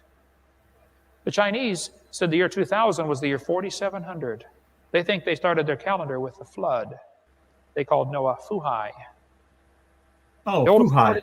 full punishment, 38. They forgot about Yahweh, but they remember Noah. 2000 was 5760. We know the Hebrew calendar is messed up because a rabbi purposely took some years out to make it not match the prophecy to fit Jesus. Because they used a lunar calendar, which is not as accurate. But Adam, the Danes and Norwegians had a king list going back to Noah. Okay. Well, the Egyptian king list, that is greatly exaggerated. See the work by Corville on that and Evolution Cruncher. Why are the oldest reliable historical records less than 6,000 years old? Well, I have a theory about that. Yeah. I bet you know what it is, don't you? Yeah. Still wrong. Is it Jeebus? Yeah, Jesus. Right, scientifically. Jesus did it, Evidence Amy. for a young Earth is overwhelming. Overwhelming, Amy. Wow. Look Look at at that. He has a picture and everything. Old Earth. Remember the coins in the box? They better deal with the youngest For a ones, drawing. not the oldest. She can deal with them all, Kent. Send it to Amy. I think it's part of a much Send bigger them my picture way. for a new world order. See, the guys that started this country said, behold these true. How long did it take? Don't shapeshift mid-video, Amy. Don't do I it. Don't know. do it. I try not to show my true lizard form, but how long did it take us? I think this is actually the second time he's brought up the New World Order. Remember before with the Georgia Guidestones, he went on that tangent before. Yeah. To be They control the world, but they're trying to take over, but they never just seem to be able to just do it. Yeah. Like you have the Also, I just want to ask, because I do want to get, I want to get rid of all the religions equally, but I will say that if the Jews were in control, wouldn't they make Bernie Sanders president? They had a chance to have the first Jewish president, and they're like, yeah. Well, I guess they control Biden, they control Trump, they controlled Obama. I mean, they're behind the scenes.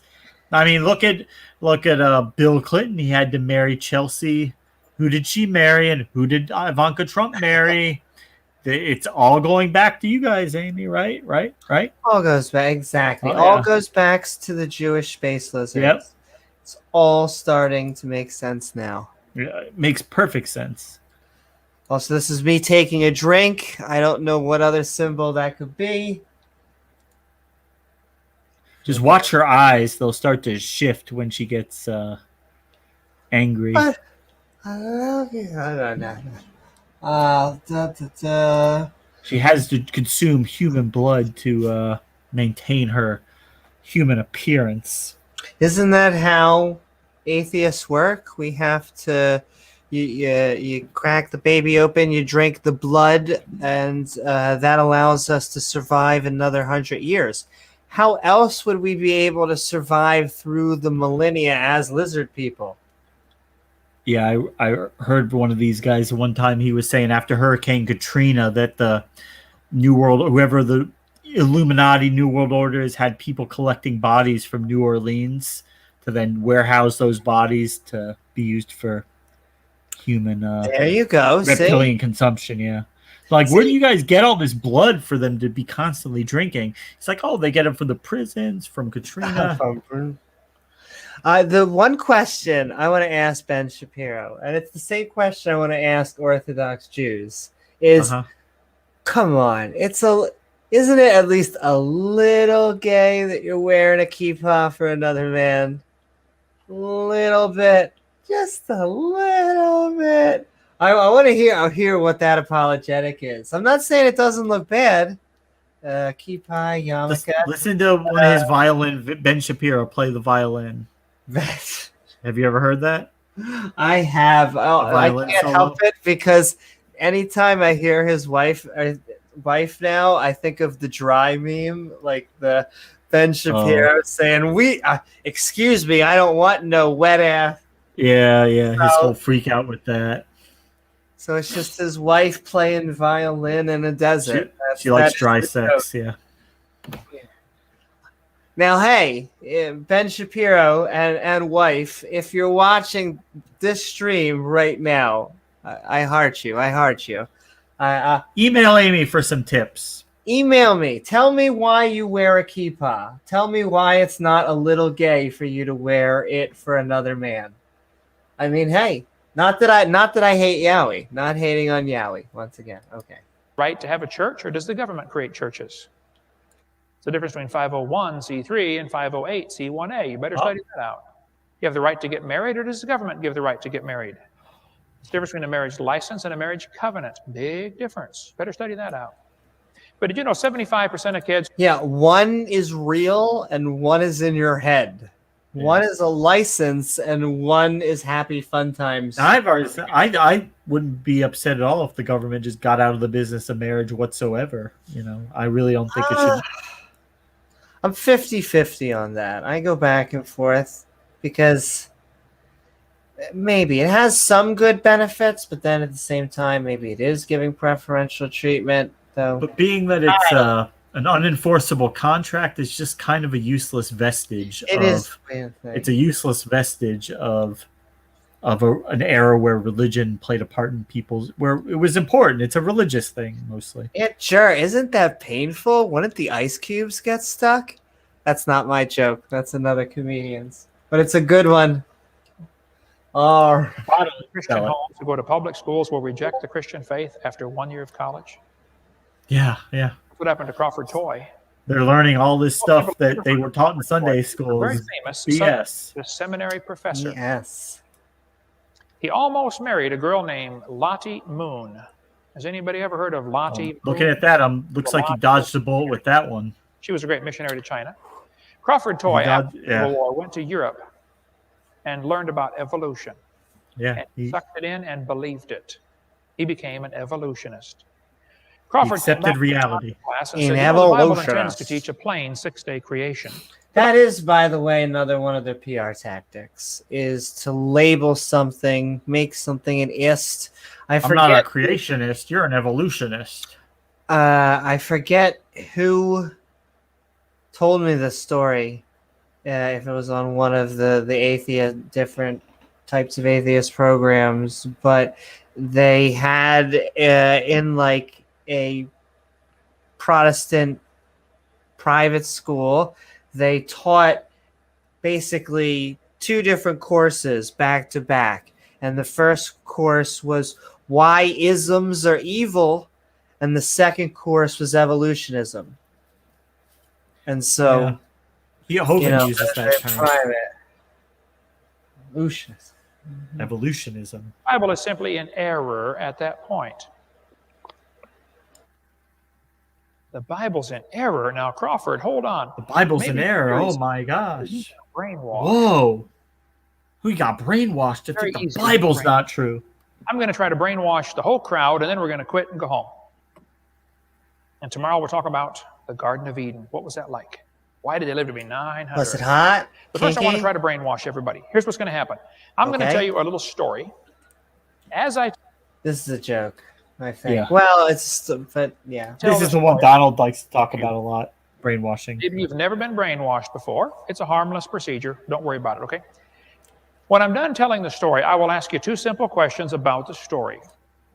If you know the answer, I just want you to raise your hand. Oh, I know this. If you don't know the answer, it will be because you have been successfully You've heard it before. Now pay attention. This isn't brainwashing. Once upon a time, a man left home jogging. Yeah, it's a riddle. Ways and turn left. It's a riddle. He jogged a little ways. Fucking riddle, Kent. He jogged a little ways and turned left and jogged back home. Yeah. All right, so let's think this. A man left home, which is the key word. He wants everyone to think of a home. You're thinking house. of a nice house. A trailer in a trailer park. Yes. In Alabama. Keeping you warm. And he jogged a little ways and turned left. He jogged a little ways. He jogged to the meth dealer's house or trailer. Then he jogged to the liquor store. Then he jogged to the church. So we're gonna go do. And so if you were waiting for the answer that's coming, it's that Take Amy it was out a to pitcher's mound. Take Amy out to the ball game. Exactly. And so you are indoctrinated because you think of Holmes as Holmes. No. That is not indoctrination. It's a riddle. It's a riddle, and it's basically a pun. It's not even a good one, a very good one. We're using home in two different matters. You have home as in your home, and then you have a home, which is the name baseball, of something in a game. Yes. So that's not indoctrination. It's just a catcha or a gotcha. It's a wordplay. It's a play on words, a riddle. To go, oh man, I'm so wrapped up. All I think about is Holmes when I think about Holmes. Yes, because 95% of the time we're talking about Holmes. Because some words have more than one precise meaning. That is what puns are. Yeah. That is like, we're not indoctrinated because we understand puns. As he was jogging home, he noticed two masked men waiting for him at home. Get it? Masked men. These are all clues. Once again, we're supposed to be a pun. Once again, is it two masked men as in like, they're going to rob the bank? Or is it two masked men as in they're wearing safety masks because they're the umpire and the catcher? Amazing. This is Kent is I guess always the pitcher he doesn't catch. Oh baby. Who were the masked men, and why did he leave home jogging? If you know, raise your hand, but don't say it out loud. It's about he wanted to get the D. Pay attention. We're going to try it Anybody? Again. Okay. Once upon a time, a man left home jogging. On the board? He jogged a little ways and turned left. I'll give you a KOC already made his He jogged a little ways and turned left. Contribution. He jogged a little ways, turned left, and jogged back home. As he was jogging home, he noticed two masked men waiting for him at home. Who were the masked men, and why did he leave home jogging? Anybody new? Bob Barker. Two more. Okay. The rest David Hasselhoff. Pay attention. We're going to try it one more time. Do we have to? Do we really have to? So you didn't realize it, but I had you brainwashed in the first. Also, we're almost at the end. What's great is just like a comedian. It's like he's waiting. He's building his closing punchline. I mean, I'm telling you, the Joker. He's ready to blow. He's ready to blow. I'm going to unbrainwash all of you now just by showing you a couple of pictures. And then go out and buy my DVDs on the outside on the way out. Pictures. I'm a DVD. You will feel yourself get unbrainwashed. Autograph it for another $20. Are you ready? Charity. 501c6. A man left home jogging. He jogged a little ways and turned left. He jogged a little ways and turned left. He jogged a little ways and turned left. The meth dealer, the liquor store. Coy. He's also being coy with the term jogging, because if you want to be really technical and semantical, you generally run unless you get hit or foul or something like that. So it would be like a home run trot, I guess is what he's trying to say. He's playing with words. Yeah. But that's not brainwashing. This isn't even the... No, it's not. Okay. Jogging home, he noticed two He's brainwashing those people in his in the seminar. He's actually brainwashing people. It is a setup to a bit, and yes, he is by mixing in good data and bad data and omitting other data. He is doing the thing that he's criticizing. Him at home. He's taken well-established scientific theories and casting doubt on them with really nothing but bad arguments, bad data, and abuse of logic. You see, as soon as I said a man left home, you started thinking about a house. Yeah, right. You were off track. And once you get off track, it's pretty tough to get back on. Would you like to see how kids get brainwashed? Good night, Titan. Good night, Titan. Every year. Millions of kids in America every single year get brainwashed, and it's so simple how they Oh, do we it. know. They put the kid in Kent. kindergarten. He can't even You read. just send your kids to Sunday school. Send them to the Baptist church to not get brainwashed. I forget who the quote's by, preacher, pastor, that says, give me the child, I give you the man. Yeah, it's not us indoctrinating people, Kent. Egypt. And they give him a book like this. I can read about dinosaurs. Would anybody like to just take a wild guess at what the first sentence in the book says? How bad would it be if it had real scientific facts about dinosaurs? Oh my gosh, we're telling them the truth. Millions of years ago, Amy, doesn't that trigger you? Doesn't that trigger you? Millions of years ago.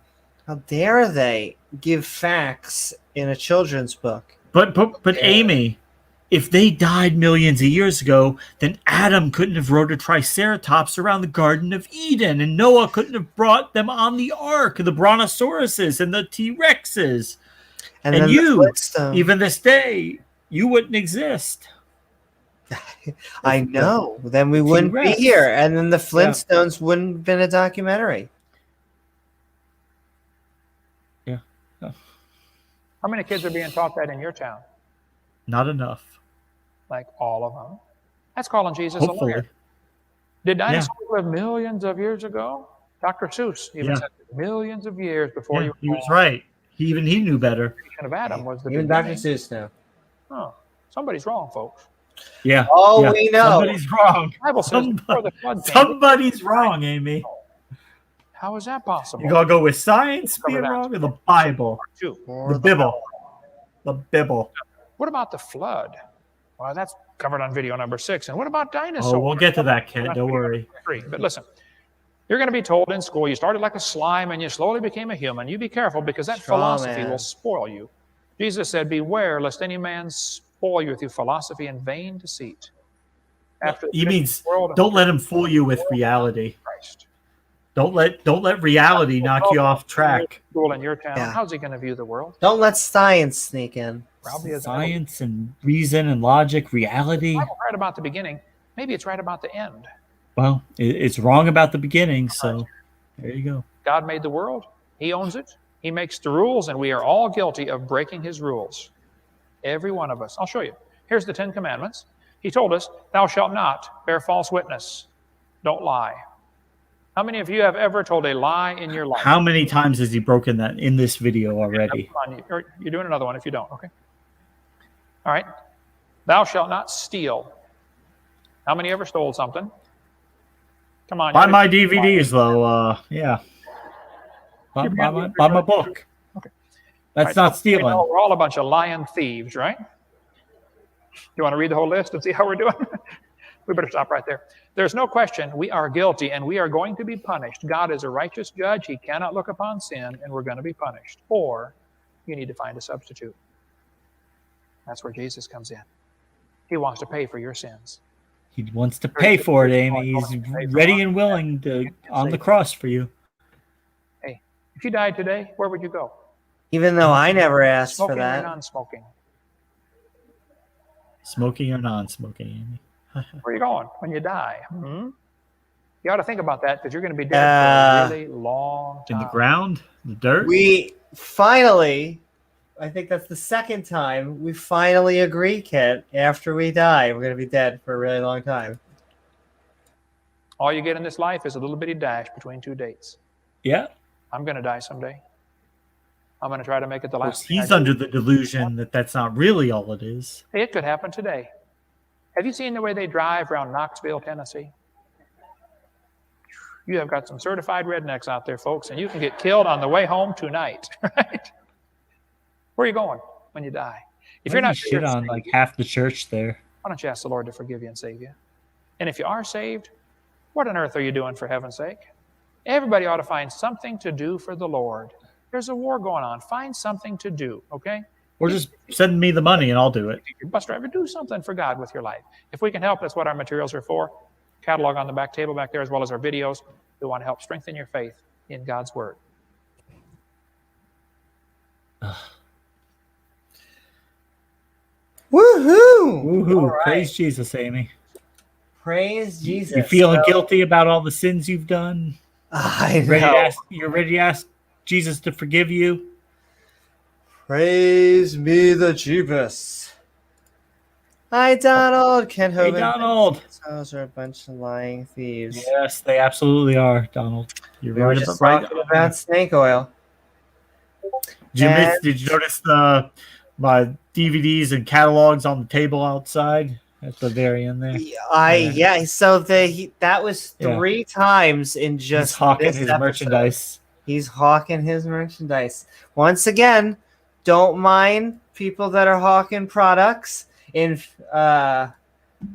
fact, I'm gonna have to do a shout out. Speaking of hawking products, but KO Champ, I just saw that upgrade. I can't even thank you Wow. a billion times. He is now in the 25. Wow. 25. So I'm throwing it up. He inspired me. I can't help it. I'll do it one last time. Speaking of hawking chat, at patreon.com/Amy Newman.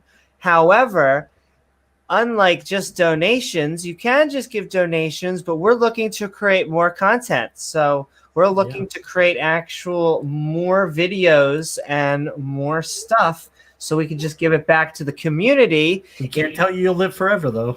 Yes. In which case, we're always going to keep that content, the content we produce, for free. Because we would rather do that instead of sell DVDs of an invisible product.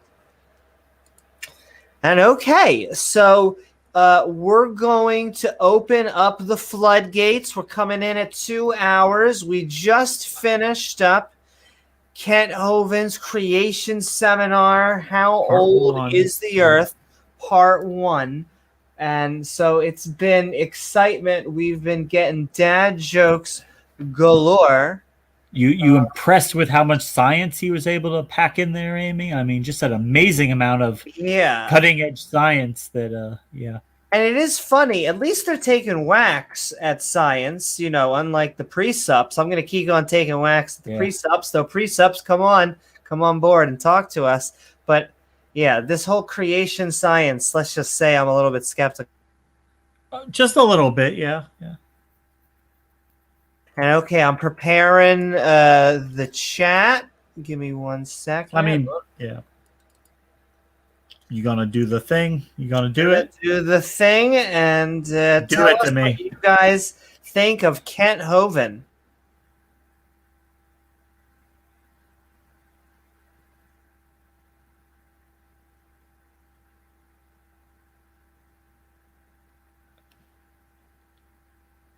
And okay, the link is in chat, and we'll do this for a little while. Sell me a quality muffler at a reasonable price.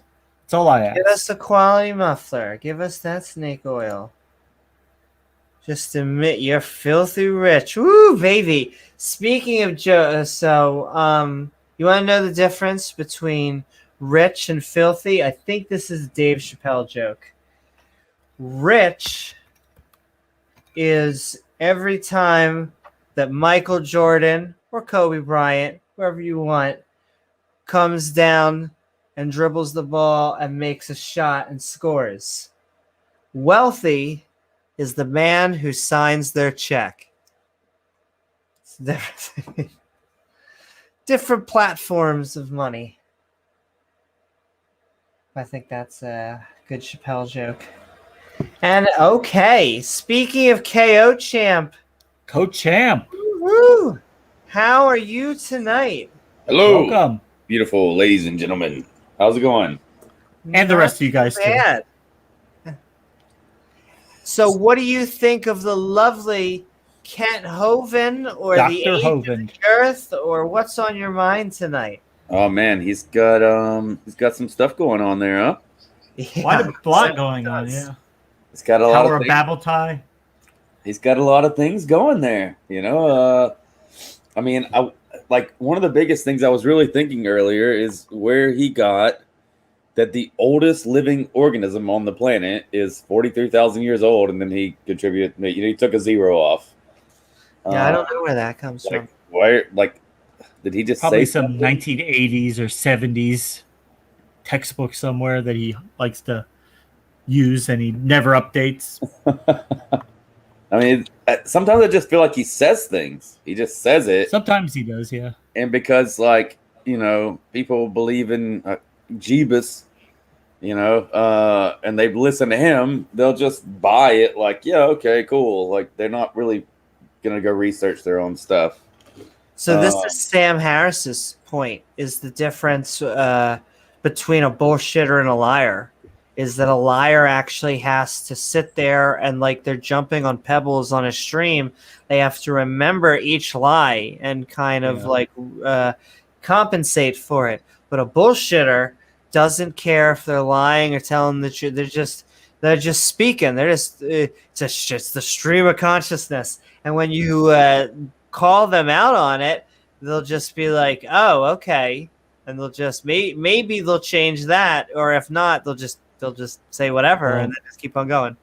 Well, that's the thing with the internet is when Kent was doing this, people didn't have their smartphones and everything to be able to look up almost instantly to see if what he's saying, makes sense.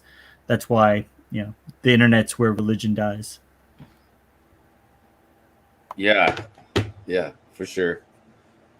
The other thing was James here. James had to make a Hills Have Eyes comparison with like Alabama and trailer parks and all this stuff, and I'm like, oh, that's funny. That's funny, but But but what?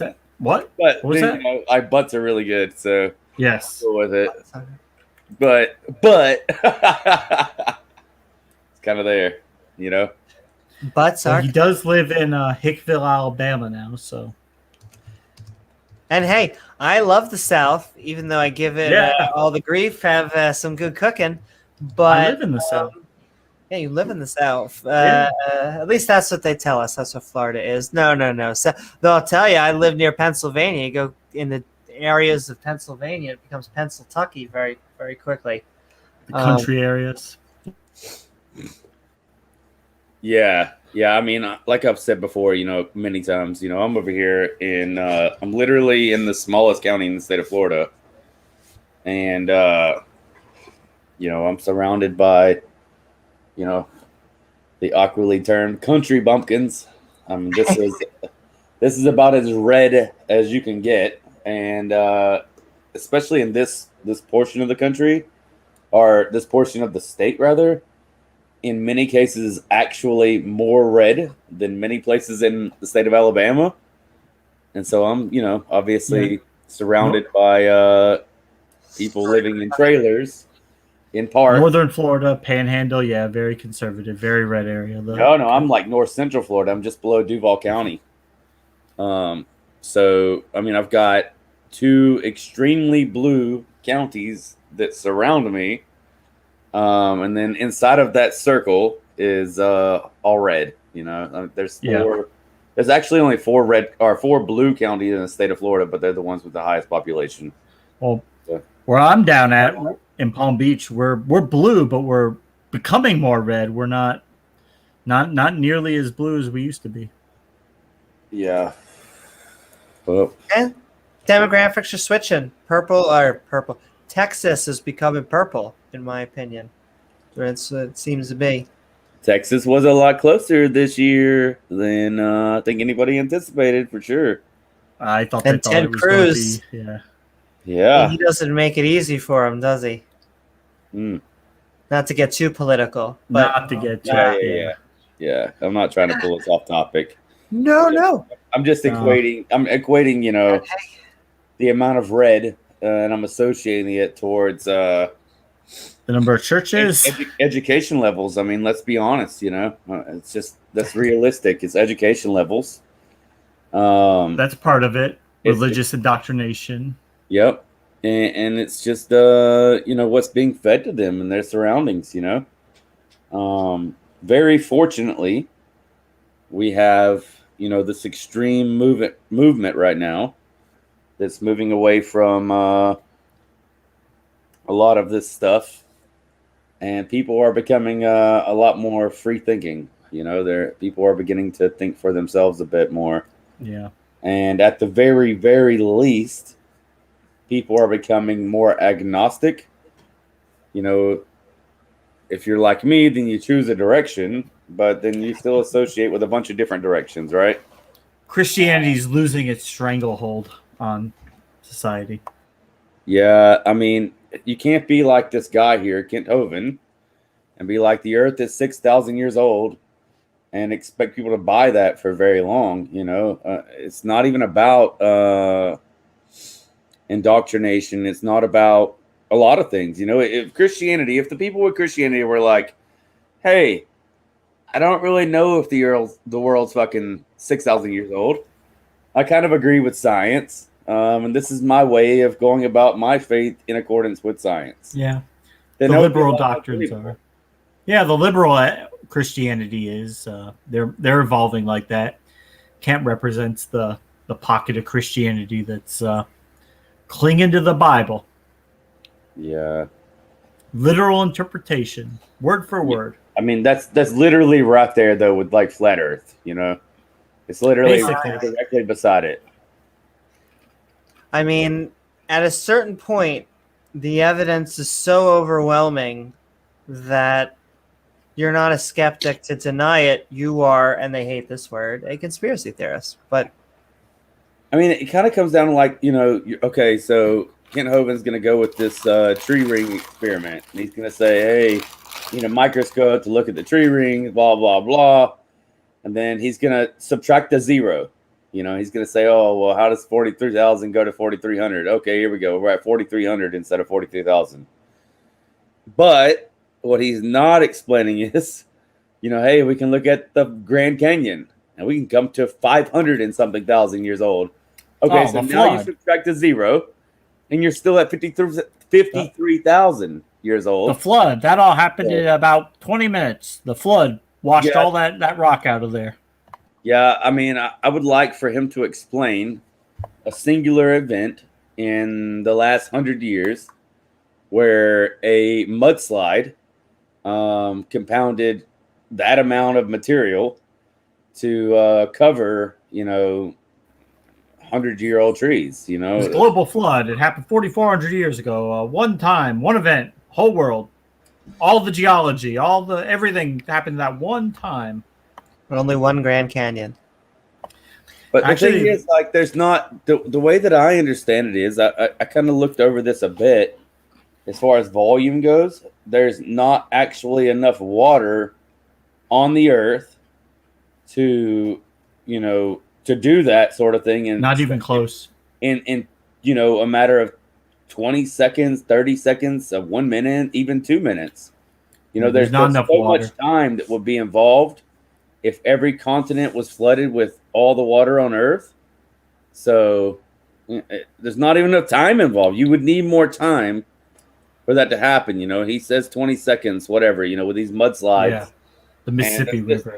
You can't even do it. You know, if it started raining, the worst rain that we can, like, kind of scientifically look at, you know, sort of, like, we're not really sure, which is the consensus in science. We're not really actually sure. Like, the worst recorded, you know, rain would still take days. It would still take days to get there, you know? Well, work with me, KOC. Work with me. I'm trying to explain all these phenomena with a global flood. I got to fit billions of years into 4,000 to 6,000. So you're going to have to work with me. Throw me a bone here, KOC. And it would be like a giant visual effect, like something you'd see. The Rock would be starring in that movie, and it would be just. I think you would actually die of drowning. The flood. Oh, and that is there's so many problems. The other point is that I mean, it doesn't matter that they were dying horrible deaths, but just the fact that everyone on the world all over is dying a horrible death at the same time is like, ooh, what a loving God. Well, God's munching on popcorn up there, or foreskins. You know. Nom, or foreskins. Yeah, I mean, like, even like scientifically though, like, I mean, yeah, with that amount of rain falling from the sky, I'm not saying this from a scientific background. I don't really know this to be true, but I would imagine with the amount of volume of water you would have to have coming from the sky that you would physically drown before the Earth was actually flooded. Because that amount of that volume of water is like extreme, you know. That'd be like the ocean pouring on top of you.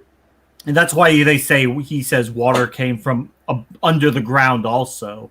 So some of it rained, but then some of it came from under the ground. So they'll make it work however they have to make it work. There's so many problems with the flood, like the heat problem of putting all that water and how it would heat the water up, and so many problems with it. And so, KO, I wanted to give you one last chance before we're going to invite Donald to the stage.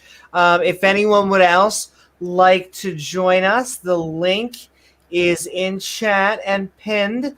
We are Skeptic and Ranting. We are talking how old is the age of the Earth. And so I do want to say, KO, that two things, exciting things, is that we're going to be doing Ask Me Anything for James and I. And we're going to be getting you and Oz get 10 questions each. And they could be skeptic, theology, they could be what we ate for breakfast. Bring it on, because we'll take the comedy ones too. And then ask Amy which creation is she secretly has a crush on, maybe. Woo-hoo. Who has a good beard, right? And then we'll get another podcast, because with that slot you get like 45-minute. So we'll figure out a good subject and we'll get some more content. We'll like pre-record it and then we'll premiere it for everyone to see. So if you want, that's optional. That's cool. So we'll do. If you want that. to sit around and have us praise Jesus for like an hour, we can do that. You guys just praise me for like an hour, like just praise Coach Ant for an hour. Are you Jesus? I mean, like, just like an hour of like, you guys just bowing. That's it. That's really all I want. Tell me you're Jesus, and then we'll do it. I mean, I bought it, right? I paid for the content. Jeez. You want 45 minutes? So did that be an interesting podcast? Praise Coach Amp. Praise Coach Amp. Praise Coach Amp forever. Holy, holy, holy is his beard. I was going to say. Call me unholy. Unholy. I was going to say, I've done stuff like that before, but it's normally under a different pretense, and one of us has a whip. But I mean, and so, with that in mind, did you want to say anything else about anything we just said before I bring in Donald? One other thing was that, if I remember correctly, I know he brought up "Thou shalt not steal," and I think the other one was "Don't worship false gods." Am I right? I don't remember. The one he mentioned was bearing false witness. He didn't mention he didn't mention the worship false gods. There you go. That was God's number one. Would if we were to surmise that Kent Hovind is wrong about his 6,000-year-old dating, it'd be a stretch, but okay. Wouldn't it be likely that he is bearing false witness and a thief? Yeah. I mean, he would fall into both categories, right? When he's lying for Jesus and then selling products that lie for Jesus for money, yeah. My new favorite thing is trolling for Jesus. Like, I heart Canadian Catholic. Canadian Catholic, you are welcome on any time. I have a pillow inspired by you. But he went on recently, the Atheist Experience, because they've been banning him, and he made like a pre-video where it was like, we're going to go to the Atheist Experience and troll, and I'm going to prove Matt wrong or something. I don't know. It's a very interesting concept, the whole trolling for Jesus. I mean, I know why, I and James and and Zoe and all these wonderful people do what they do, but it's generally a ribbing, and it's easy when you're doing comedy, But come Yeah. on, these are the Christians. They're not comedians. They are trolling for Jesus. I They're don't trying know. to It's send you to fucking hell for concept. Jesus. Well, like I say, I think that if Christianity, Judaism, Hebraic beliefs, I think if they took on a different role and they figured out a way, like I did when I was, a Christian, of explaining the Bible with modern scientific terminology, I think they're going to have a higher success rate at the very least. Like contributing, yeah. like if they were to say, God created light from the darkness, and then there was stuff, blah, blah, blah. And they were to say, well, that's just like the Big Bang. That's just like the Big Bang. Some of them Big do. Bang Yeah. did this, and then, this contributed back to God, blah, blah, blah. That makes a lot more fucking sense than saying the Earth is 6,000 years old. No, it's modern science. You're believing in modern science, and you're going with modern science. You're contributing the words of this Bible to modern science, and that makes a lot more fucking sense. And And that's it's why we not were saying those are the ones that are harder to beat because they don't defend the claims that can be proven wrong. They only defend the claims that you can't test. Yeah, like me. Yes. Yeah, you don't defend. You only You make said- claims that we can't test, so we can't prove it wrong. Yeah. And you said you're an agnostic theist, if I remember correctly. It sounds like that's what you're saying. I consider myself a Norse pagan. However, I don't disagree with many pagan beliefs. I think they can all be, equated with one another in most ways. And I don't hate people that have the Hebraic belief. I just think that I don't hate them either. there are people that have enough fucking brains to understand, like, hey, the Earth is not fucking flat, and it's older than 6,000 years old. And then they can think of their belief in a different format. We got some SpongeBob logic down there. And it's both. I would say you have to walk a line, but that's the task at hand. Is that I consider myself an ex-Jew. I want to minimize Judaism. I don't want the religion to be around. I really don't like Yahweh. But at the same time, I really don't like the actual Nazis, like the Nazis and the the people that really hate Jews on a personal level. I am against them. And so, you're not singling Jews out, Yes. In fact, that is I hate to use the word the purity, but that's why I always get scared. Not scared. That's the wrong term. It's really a PR thing. When you focus on one, it seems to lose credibility in being able to even attack the religion. So if I were to just attack Judaism or just attack Islam or just attack Christianity, it would feel cheap. It would feel like, why aren't you going? And every religion always does. We always get the ones that say, oh, well, you sit here and you attack Christianity day in and day out. And it's like, well, bring a Muslim on the channel. Bring them here. It's not like we're sitting here. It's what we live in a culture that the majority of people are Christian, and so it's what is put on our plate before us, and so it's what we deal with. And that's the boat we live in. So because I now have Will in here, I want to get Donald in here, and so I'm gonna add Donald. Donald, how are you doing tonight? We are Skeptic and Ranting. How old is the Earth? We're finishing up. He's got his glasses part on. 1. I know, I like your glasses. And so tell us what your thoughts are, and then tell me when you're finished so that I can bring Will in. How you doing, Donald? I'm doing all right. Thanks, James. Good. I I wanted to say a few things. Try to make this real quick and yet point out at the same time why it's generally not good to try to make things like this quick. I just, I'm really good at ranting, and that's what your show is about. That's okay. But I can overdo it. And so if you would bring up my screen share that I added, it's I pulled up a little in private window in Google just for that, and I pulled up a definition of the word rant. And I just typed the word rant into Google to just, whatever came up comes up. And there's a reason why I picked rant instead of ranting, because I'm not sure what definition it would give if I did ranting, but I have a feeling it's going to put angry in there, and I'll explain why. Okay. Rant as a verb, it says speak or shout at length in a wild, impassioned way. And noun, as a noun, it says a spell of ranting, a tirade. Okay.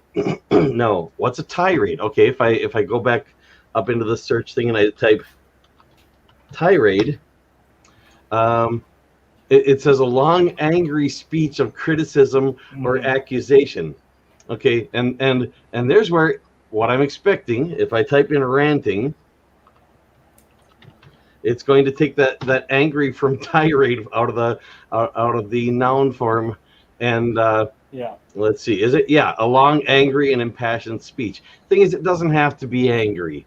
It's long and impassioned, and I think that's easy to spot out of the verb form of the word rant. Ranting is, of course, just the ongoing thing of doing a rant or doing rant.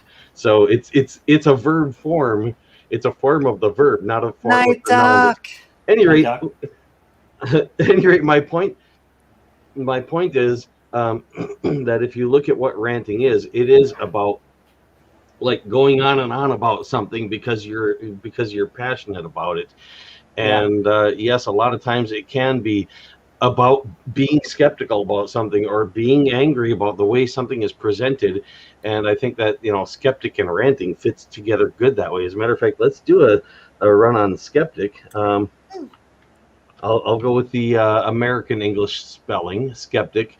And one of the things I just wanted to say briefly about skepticism is that it tends, I probably should have put skepticism instead of skeptic, but skepticism tends to be very often restricted, and this is one of the things Kent Hovind is trying to get you to do, is restrict your skepticism to everybody but him, to be skeptical about stuff other people say, or more specifically, anything that would compete with anything he says, to be skeptical of that.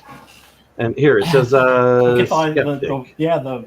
the middle there, it kind of cuts to the issue right there. It's giving me the noun form here. I was skeptic and ranting. I guess I should find the more the adjective form. Adjective, skeptic. It just says an atheist in the middle of the screen there. A person who doubts the truth of Christianity. Does it? Where's that? Okay. Number one, right a person inclined to question or doubt accepted opinions. A person who doubts the truth of Christianity and other religions. An atheist.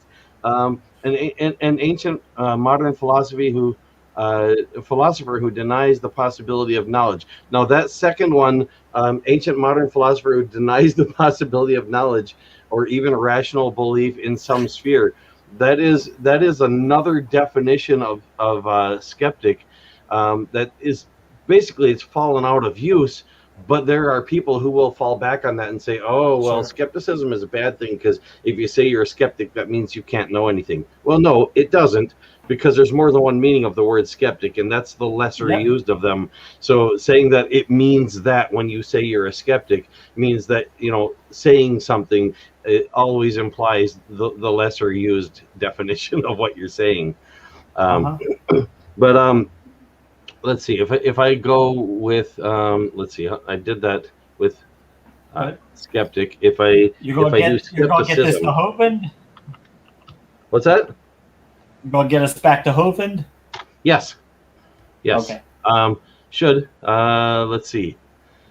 Is this going to say what I was thinking? Skeptical attitude, doubt as to the truth of something, and there's back in that the philosophy definition that's strictly in philosophy. So here's the thing. What Kent Hovind is doing, you can go ahead and turn that screen share back off, or can I turn it off, or let's see, how do I get There you back go. here? Gotcha. There, she Gotcha, got it. Got it? Okay. Yep. And the whole thing is, Kent Hovind tells people straight out, this is how you fool someone. This is how you brainwash someone, and he does that. And he's trying to teach his followers to be skeptic of anything that would disagree with him, and to not be skeptical of anything that would disagree with him, and not be skeptical of anything he says. Except Christianity, I think skepticism is a good kind of information quality control, and it should be applied to all information that you can manage to find the time and the patience to apply it to, not just one category, and including the stuff that you've already accepted. If somebody else questions the stuff you've accepted, and you haven't already run that through the filter of doing like what I just did, looking up definitions for one, looking up other sources that would disagree with you to see what they have to say, then you should do that. But then if you find that there are sources that disagree with you and they have things to say that are somewhat convincing, look for sources that disagree with them as well. Will, Will might have dropped off. Oh, I hope not. If you want, anyway, that was really all I wanted to add to this. I mean, I could stick around or I could just go away. You're welcome to stay, Donald. We're not going to go on a whole lot longer. Rant about skepticism. Yeah. Well, I think skepticism, it's about in general just not accepting things. You want things to make sense, and you want there to be evidence, and you want things to be congruent, your beliefs as much as possible. Yeah. And and I think that doesn't work with religion. I think ranting is a good way to get out there things that we need to apply skepticism to. And so I think this idea of skeptic and ranting as a topic for your show is like just spot on where we should be going. So you're trying to say my branding is on? Yeah. Yeah. Very good branding, very good choice of generalized topic to throw your other smaller topics onto. And I just wanted to say, job well done. And I hope it will grow and spread, and that people will come here to do some skeptic ranting like I just did, and ranting about skepticism occasionally like I just did, and if it goes on and on and on, patience, everyone. That's what ranting is. That's what ranting is. And speaking of ranting, we actually Will just came back. So welcome back to our Skeptic and Ranting. How old is the Earth? Our part 3. We're finishing up Kent's first seminar. How are you doing tonight? Looks like Kent's got something in his hand there. What's he doing, Amy? He's got that. Uh-oh. This? And that's my microphone. I like to get up Kent. nice and close. Kent's got something in his hand. Oh yeah, he's making the same motion. Remember, you gotta milk goats. You have to throw things. You never know how. Yeah, just gotta get good hand motions. Yeah. Good shake weights. Good shake weights. I just figured if I came in, you guys have somebody that Dak would have somebody to scream at. So. Don't threaten him with a good time now. Oh, just kidding. Woo. And so we'll move into open conversation. Will, did you have anything or you just wanted Dak to yell at you? Okay. No, that's not exactly it. There's just so people know that like this whole Kent Hovind thing is kind of goofy in my opinion. A lot of the stuff that he talks about is extremely debated even among Christian theologians. Yeah. So like there's a whole list of things based on creation that people still I guess you could say debate about it. And if you believe one way or the other, it doesn't necessarily, it's not. So in Christianity, there are hills that we're willing to die on, and there's hills that we're not. And this is kind of one of those areas where one of the hills that we're not willing to die on. Well, he's trying to change which hills people. Some Christians, so to speak. Yeah. He openly disagrees with other branches of Christianity, with Christian teachings that disagree with his. He with his, because he wants everybody to buy his materials. Buy his stuff, yes. Buy mine every day. Yeah, I mean, I got a local pastor next door to me in a very red county, and you know, me and him have had several debates, and he's a really good guy. He accepts science. However, we've had really crazy debates, and even them in an extremely red county, he's like, "Yeah, bro, the Earth is a fucking globe, and it's older than 6,000 years." That's all we need. You know, so you know, he is one of the most red-blooded people I've ever met in my life, and you know, it's kind of surprising coming from him, but he's definitely on board with it. You mentioned the BBC.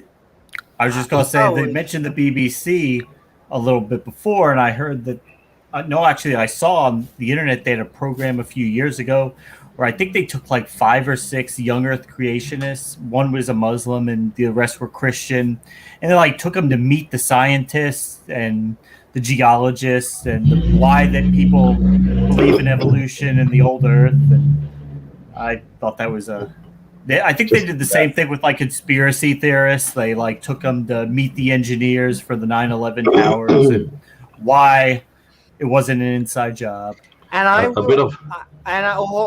think it's really not an intellectual pursuit, because I think if you took a flat earther and I think if you put them in a rocket and I think you flew them into space, I feel like they would make an explanation. They would. I was because they didn't step outside of the spaceship and see it. You know, they're looking through a window, and it's a video. Yeah, I was drugged, and it was a video thing, a video camera. So I was just kind of going along with Will's point there. Is that even from an extremely red county, from an extremely red-blooded pastor, even I see him actually arguing with flat earthers and young Earth creationists. Even he does it, whereas me and him have different ideas on, you know, various things with the Bible, which I include with rape and homosexuality and various things. Me and him have different debates on that sort of thing, but he is on board with the science as far as, you know, young Earth creationism. I think a lot of them are. Because that makes the Bible look dumb, or the religion look dumb if you're not you know. Not even that, but like the main point of especially Reformed theology, that's the branch that I come from, right? That's the modern term for Calvinism. Calvinism, yeah. Yeah. Is that Reformed what? I didn't catch that. Reformed theology. Oh, got it. Yeah. So it comes from the Reformation, right? The Protestant Reformation, right? And all that jazz. Our main point is that it's a science, as far as science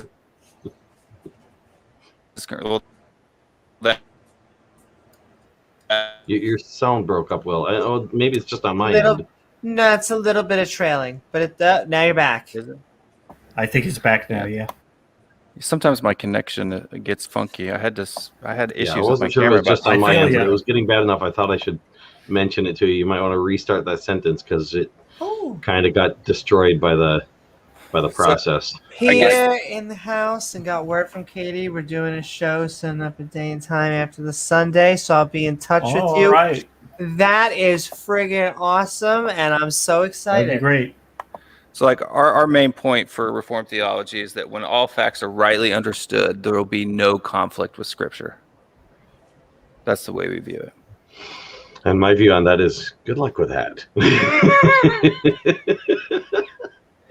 But that's the Reformed position. I did want to say something about the English language with regard to this, this concept of, what caught my attention on that was the red-blooded pastor.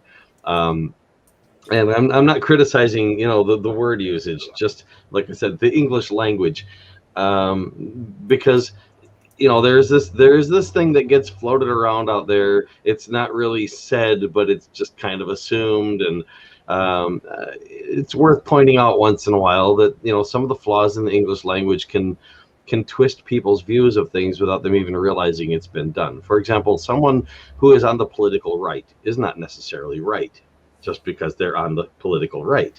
Someone who's living in a red state is not necessarily well read. Not to imply that they're illiterate, although statistically speaking, the chances of that are higher if they're in a red state, which is sort of ironic when you think of the word red in one sense and the word red in the other sense. And then, of course, there's the third red and a third sense of the word red as in like red-blooded. And then there's the red as in the color. So man runs from home. He goes to the meth lab. Then he goes to the liquor store. Then he runs back to the DVD store, the church, to buy my DVDs. Then he runs home. Who are the masked men, Donald? He must be a trailer park boy in Alabama. Any rate, I just wanted to put that out there. Who are the masked men, KFC? When it comes to the use of the English language, I mean, especially for people that English is their only language, it's not like they've really got anything to fall back on. They've got that one language and that's it. But in any language, there are problems like that. English is notorious for being able to accidentally or intentionally twist things around through the use of certain words that can easily be mistaken for other words that look or sound just like them. And so I just want to make a point, and then Oz is coming on board. Okay. And I just want to say, because I don't want to get, as always, we try to avoid politics, but I think that it tends to be more of an American evangelical thing. Conservatives in other countries, the red state isn't always about politics. Can support global warming. They can support evolution. They see in other countries, they seem to be able to be religious and support science. It doesn't seem to be as much, not always, but in many other Western countries. I don't know, Will, if you had any thoughts about that, or so the Reformed theology's history in America tends to be more of another northern thing, whereas I think the Southern Baptists tend to operate in the majority now, mainstream-wise, and that tends to be more of a Southern point. And I don't know if that has a correlation or not, but I like to do a lot of. Are you saying they're not as Reformed? Oh, definitely not. Southern Baptists. There are some Baptists that are Calvinists, but checking. But that's very, very few. Like the Presbyterian Church is a Reformed church, and that does seem to be generally the case, by the way, in my observation as well. So yeah, and Reform is interesting in that because there's so many sects. That's what she said. It could go in many different. You can go many different directions. It could go in some weird ways. The Reformations became some of the Reformation sects become really literalists. In some ways, they reformed and become very liberal. It's almost like it's kind of interesting to see. If you wanted to connect the major denominations to political parties, I would say that Southern Baptists tend to be more of your right, deep red, not quite far right, but right there on the edge. Methodists tend to be more liberal. Catholics tend to be a lot more liberal too. Even as far as even going as far as like socialist democratic side. Isn't that interesting though? I just find that interesting because you would think the Catholics who didn't have the Reformation would be less reformed. The words would seem to imply that, wouldn't they? Yeah. But one thing I think is worth pointing out in that is that the Catholic not always. But the Catholic Church is constantly reforming at the top level. And not fast. They don't do it fast, but they do it when they have to. I mean, and a lot of the so-called Reformed churches are not reformed in the sense of, let's make this better, but they're reformed in the sense of let's form this again. And I don't want to and then they get stuck under the bus. And so in fact, I would say it's a split. It's almost like the Reformation. You see the liberals and the conservatives. Yeah, like I said, it's like let's form this again, and in a big way, it just ended up being the same thing. Well, the And Catholic Reformed Church has theologians reformed a tend to lot. be a little bit more libertarian and slightly right, so that's where I fall. Libertarian. And hey, I know sometimes there's actually a lot of atheist libertarians. I always, because I'm so neutral, I always say I call the libertarians the liberals of the conservatives. They're always like, look, smoke your weed, go do whatever you Marry want, who you want. marry who you They're want. hardcore social, whatever you want. social liberal fiscal. Yes. Yeah. Fiscal To which conservative. I kind of at least respect. So I someone say, about to say something. do whatever you I don't wanna want get as on. long as I don't have to pay for it. That's my. At least There you one go. side of libertarianism is almost like the way some people use the word agnostic with regard to theist or atheist, or rather than saying, like you can be one or the other and not really know for sure, that some people use it as a middle ground. Libertarian sometimes gets used that way as well, but it's not so much middle as just like, with agnostic is usually an atheist. In the case of libertarian, it's not so much like, like they're halfway between liberal and conservative, but it's more like, like they don't feel like they have to be one or the other, and not necessarily between them, but just like away from both of them. Just like, don't even put me in one of those boxes. I'm going to be me. Yeah. We got Oz Okay, want to come in. so I'm gonna bring in Oz in. Oz. Oz, how are you doing tonight? We are skeptic and ranting, and we're talking the age of the Earth. Hi, Oz. Hey, What's Oz. up, Deck? What's up, Deck? I like the multicolored glasses tonight. Hey, Oh, thanks. Yeah, I would have put a third color on, but didn't have a third eye. So what do you do? Hey, Oz, seriously, Yo. can I have one Would have loved second, to have a please? green lens. Hey, Jack, listen. When people are talking, sometimes it plays dues to like allow them to speak, right? Oh yeah, I'm Like, just responding to that. No. I want to take off anyway. I'm still speaking right now. Yeah, I'm literally still talking right now, I'm and gonna you're take off talking. and let you do that. See ya. So yeah, Thank you. like when Will here Bye, was talking a moment Bye. ago. Bye, Amy. Bye, Donald. It was, Have a and good I night, liked man. compliments. Yeah. Thank you. All right, now But we're yeah, good. Go ahead, Oz. So what happened was what had happened was no, to say when I had jumped back on, I heard sex come up, and the way I heard it brought up the 90s song came up. Let's talk about sex, baby. Let's talk. That's all I heard. But no, I want to. I know there's a topic, but I do want to talk about was no Jesus. There was no Jesus. hey, Well, Oz, so, No Jeebus. I've got something for it. I want you to get a piece of paper and draw a line down the middle of it.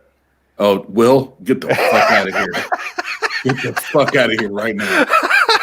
He remembers. Yeah. Will, I can't Catholic- afford paper, bro. Traditional Catholic. I'm in an Alabama trailer, man. I can't That was afford so funny. I felt so bad for that guy. I was so embarrassed. Pray to for God him. for some toilet paper.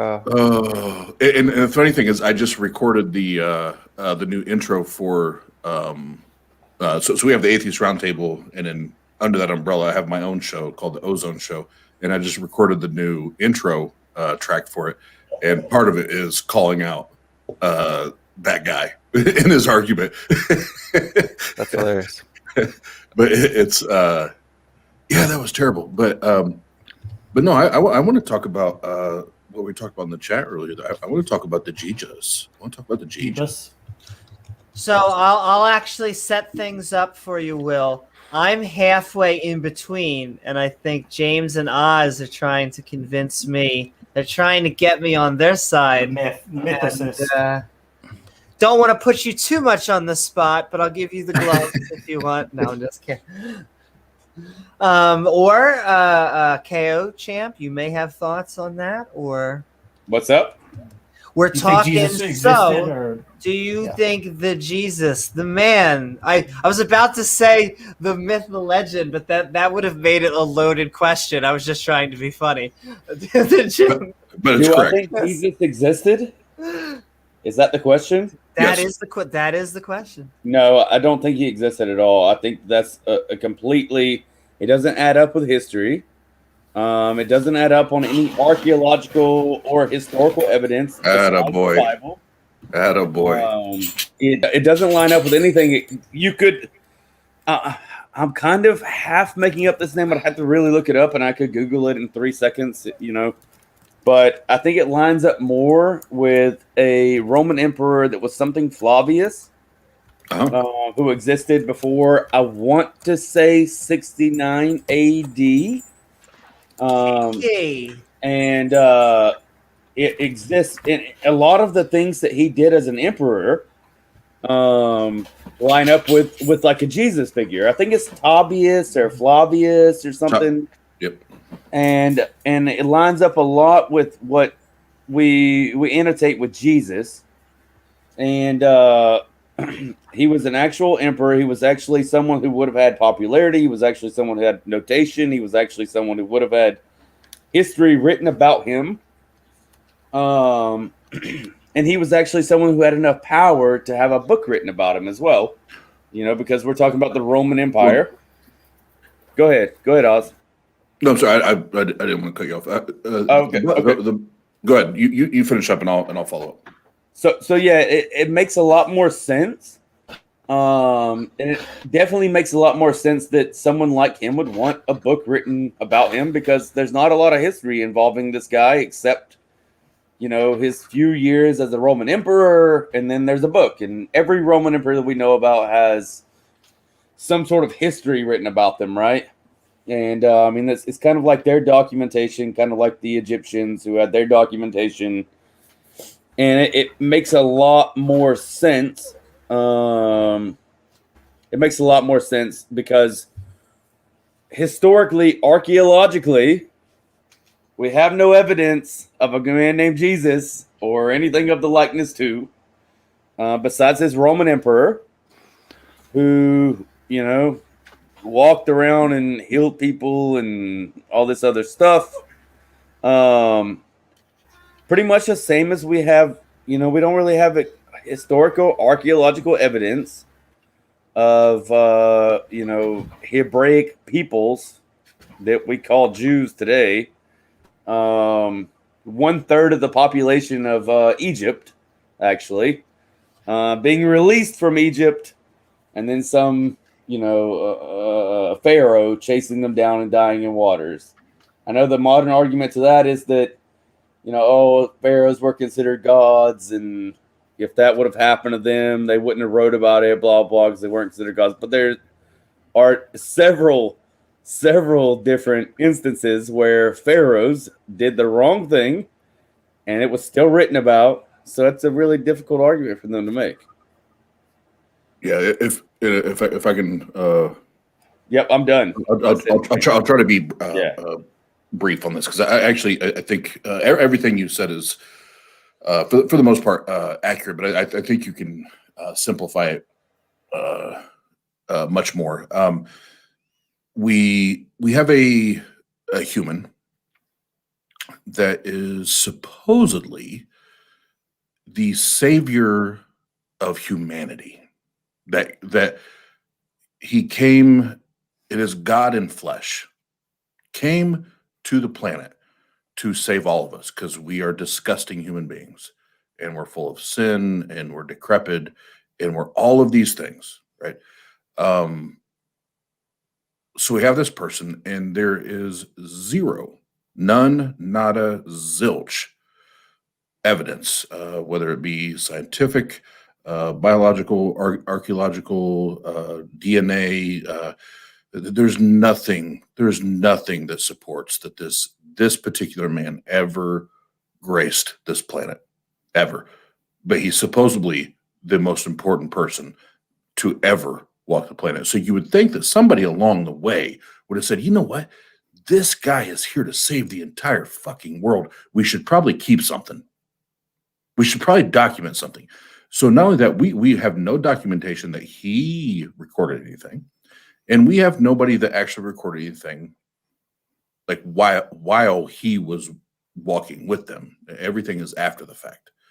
So when we start compounding all of these stories, guess where we find ourselves? We find ourselves in the same boat as all of the other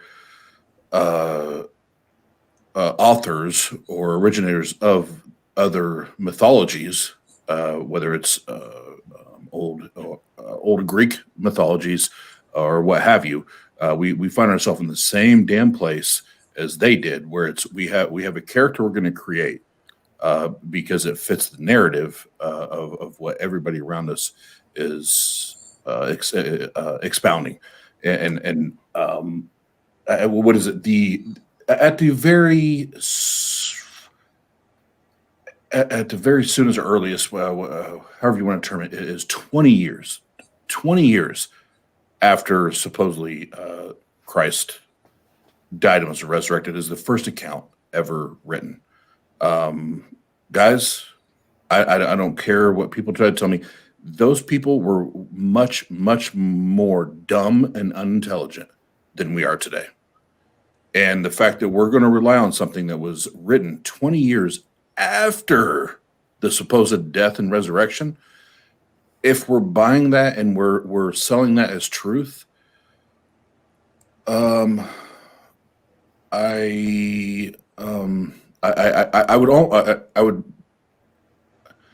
on the borderline of questioning your integrity at that point because you can't back it up. You cannot back up that claim. So now we're talking about honesty and integrity because you can't substantiate that. So the whole reason I said anything to Donald at all was because Will here, and I like his opinions on things. I'm listening to the guy, and I'm trying to hear what he thinks about this stuff, And so, just Will, give us your input, man. Yeah. So, I mean, what for a God who supposedly rose from the dead, I don't think that would leave you any, DNA or grave, tomb. Right, the tomb's empty, right? So, but Will, and this is where I will. Hey, Oz, don't pull a Donald. Oz, don't pull a Donald, man. No, I won't over talk him. But when there's certain claims made, we have to jump in. So you said God. Mm-hmm. Yeah, but we have to. But Kay, hold on. No, I've had this discussion many times. So I know when to jump in and when to shut up. So when you say God, yes, if there was a God, this supernatural figure, yes, but we're talking about a human, and human form came. So now we need to simplify it down to the human. There should be some type of evidence for the human. Yeah, but what I'm saying is I like to be able to get my whole point in, right? And I think it's fair to say that Will would like to get his whole point in, and then you would like to get your whole point in, right? So, I mean, let's give the man a chance to talk, Yes. Let him talk without interrupting him like Dak would do. Okay. KO, yes, you and I agree on that, but I'm never going to just jump in unless I feel like it's absolutely merited. And when somebody says God, I feel like that's merited. But we don't know where the merit is until he finishes speaking. Okay. I mean, Right, he may figure Dak something. Okay, but KO, at this point, you're doing a Dak because I'm saying yes, let Will speak, but you keep talking to me. Well, go ahead, Will. I feel sorry for Dak because every time I seem to come on, he seems to get hammered, or at least maybe that's just the perception because I haven't been on very often. But so we're talking about a man who, before the age of his ministry was only 3 years long. So before that, he lived in primary obscurity. Right, he had no fame whatsoever, and it was only that 3-year period. So it's a very limited amount of time in order to garner a lot of evidence, physical evidence, to prove that a guy existed. Not only that, 90% of the people in the area he was at thought he was a crazy lunatic liar, right? So it wasn't until, hundreds of years later that there was actually a large number of people. We're talking at least 500 followers, right, at the time of his death, right, according to scripture. So that's not a whole lot of people at the time to really to garner a lot of evidence. So And the way that Scripture talks about it, right, is that he is not only just man, but he is also God. So his body, the tomb was empty, right, when they got there. Is that what you got? Yeah, that's my thought process on why there's not a lot of physical evidence for the existence of the man Jesus Christ. Can you correct me if I'm wrong? But Sure. I want to say, I don't remember what verse it is because I'm a little intoxicated. But I usually remember this stuff. But didn't he feed thousands with the bread and the fish? Yeah, but it's not doesn't necessarily mean that those thousands of people were his actual followers. You have to understand those same people that were lining up the road at Jerusalem screaming Hosanna were the same people who were screaming crucify him just 2 days later, right? Yeah. So, okay. Yeah, I can feel you on that, man. Yeah. Okay, I can ride with that for sure. And if I may, will the empty tomb is just the only thing that's evidence for is there's an empty tomb. That doesn't explain why there's an empty tomb. So to me, that because that goes to the minimal facts argument, which to me is one of the weakest arguments to try to put in front of a skeptic. Because there's the fact that we have to build all of these minimal facts to try to build an argument for the existence of this God-man or man-God is inefficient to me at best. So how does for you how does the tomb an empty tomb equal Jesus lived, where to me it just means there's an empty tomb. There's many other ways that tomb could have been empty.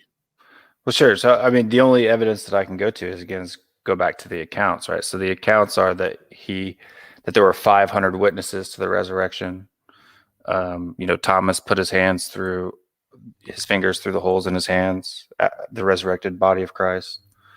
I mean, Thomas was a skeptic, right? That's what they called him, was the doubter. So, I mean, yeah, that's really the only evidence that you have is that right there, right? So, right. So, yes, that's there. So then if we take a step back and we look at the four Gospels, would you and I agree that Matthew, Mark, Luke, and John would be considered to at least be those four books, the cornerstone or kind of the linchpin of Christianity, because those are the books that talk about the virgin birth, the crucifixion, the death and resurrection of Jesus Christ. Would we agree on that? Yeah, I mean, Matthew Matthew and Luke would be the primary ones. Luke being a doctor himself at the time, and then Matthew being the earliest recorded gospel, right? Yeah. Okay. All right. So then when we take a step, one step back further, knowing that the Gospels, those four books are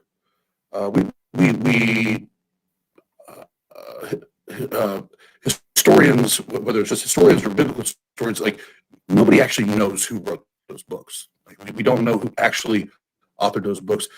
How do we put that much credence into what comes out of those books that we can say this is actually truth when we don't know who authored them? Like, how do we credit those books to that level of I guess validity or credence? Back in just a little bit. I thought that was me for a second. Yeah, I'm really glad you said something because I was really kind of hearing a lot of that too as well. All right, so Will and Amy, I'll connect. You might have to bring me back in, but go ahead. Will. Yeah, that's still okay. going on, brother.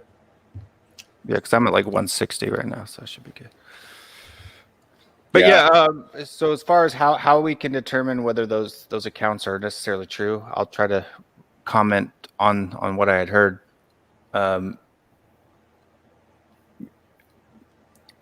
whether they're true or not, I think Matthew is as far as scholars are concerned, both secular and Christian, tend to not doubt that book as much as the others, as far as when it was written and by who. I mean, I could be wrong on that. While they can't necessarily prove it 100%, right? Nobody can get in a time machine and go back and see it.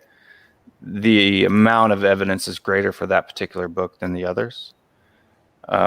Luke seems to be a rewrite from more of a, and I'm saying science of the time, right? Not science as of today, but from science at the time is where he goes into more details at the crucifixion, like when they pierced his side, blood and water flowed, like there was a separation between the blood and the water in order to indicate death.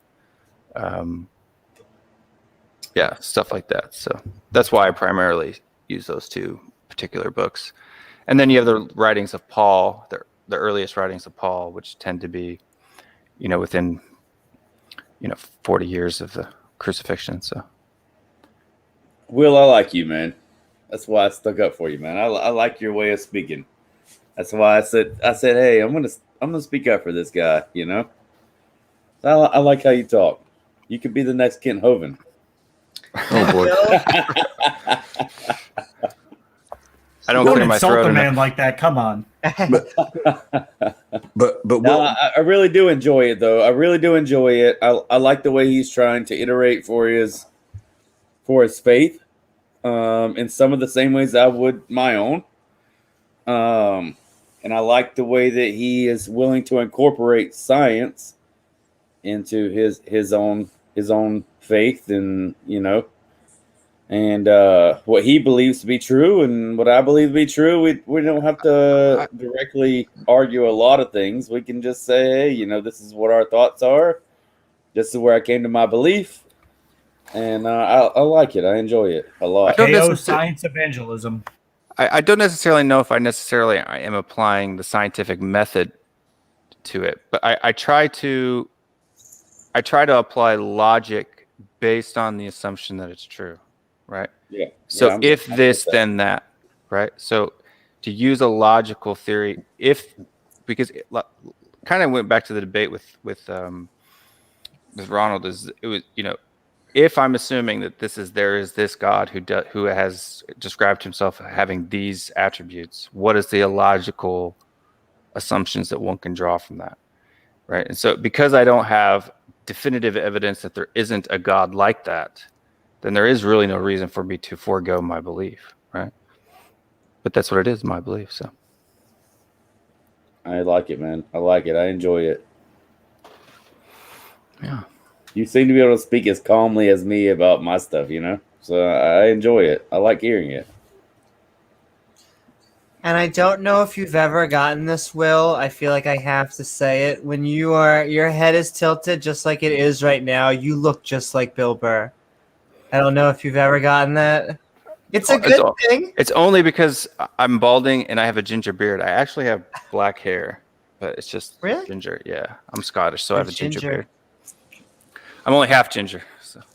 So Will, I will agree with everybody. You're you do communicate well, and having theists come on and have decent conversations. That's why atheists gush. Atheists gush when theists come on. They can be. It's hard to find them. Yeah, be cordial and be friendly, and want to have real conversations. So it's absolutely. We all. I'm just shocked that it's that odd because they tend to hide in their echo chambers. They don't want their ideas to be challenged. Well, Will, you saw what happened on our call-in show. I did. That was pretty funny. And that's actually typical. That's actually atypical. But to go back to what you're talking about with the Gospels, I was trying to get my fucking computer reconnected properly. No, the four Gospels are completely anonymous. You do you and I agree with that? Right, in the text themselves, yes.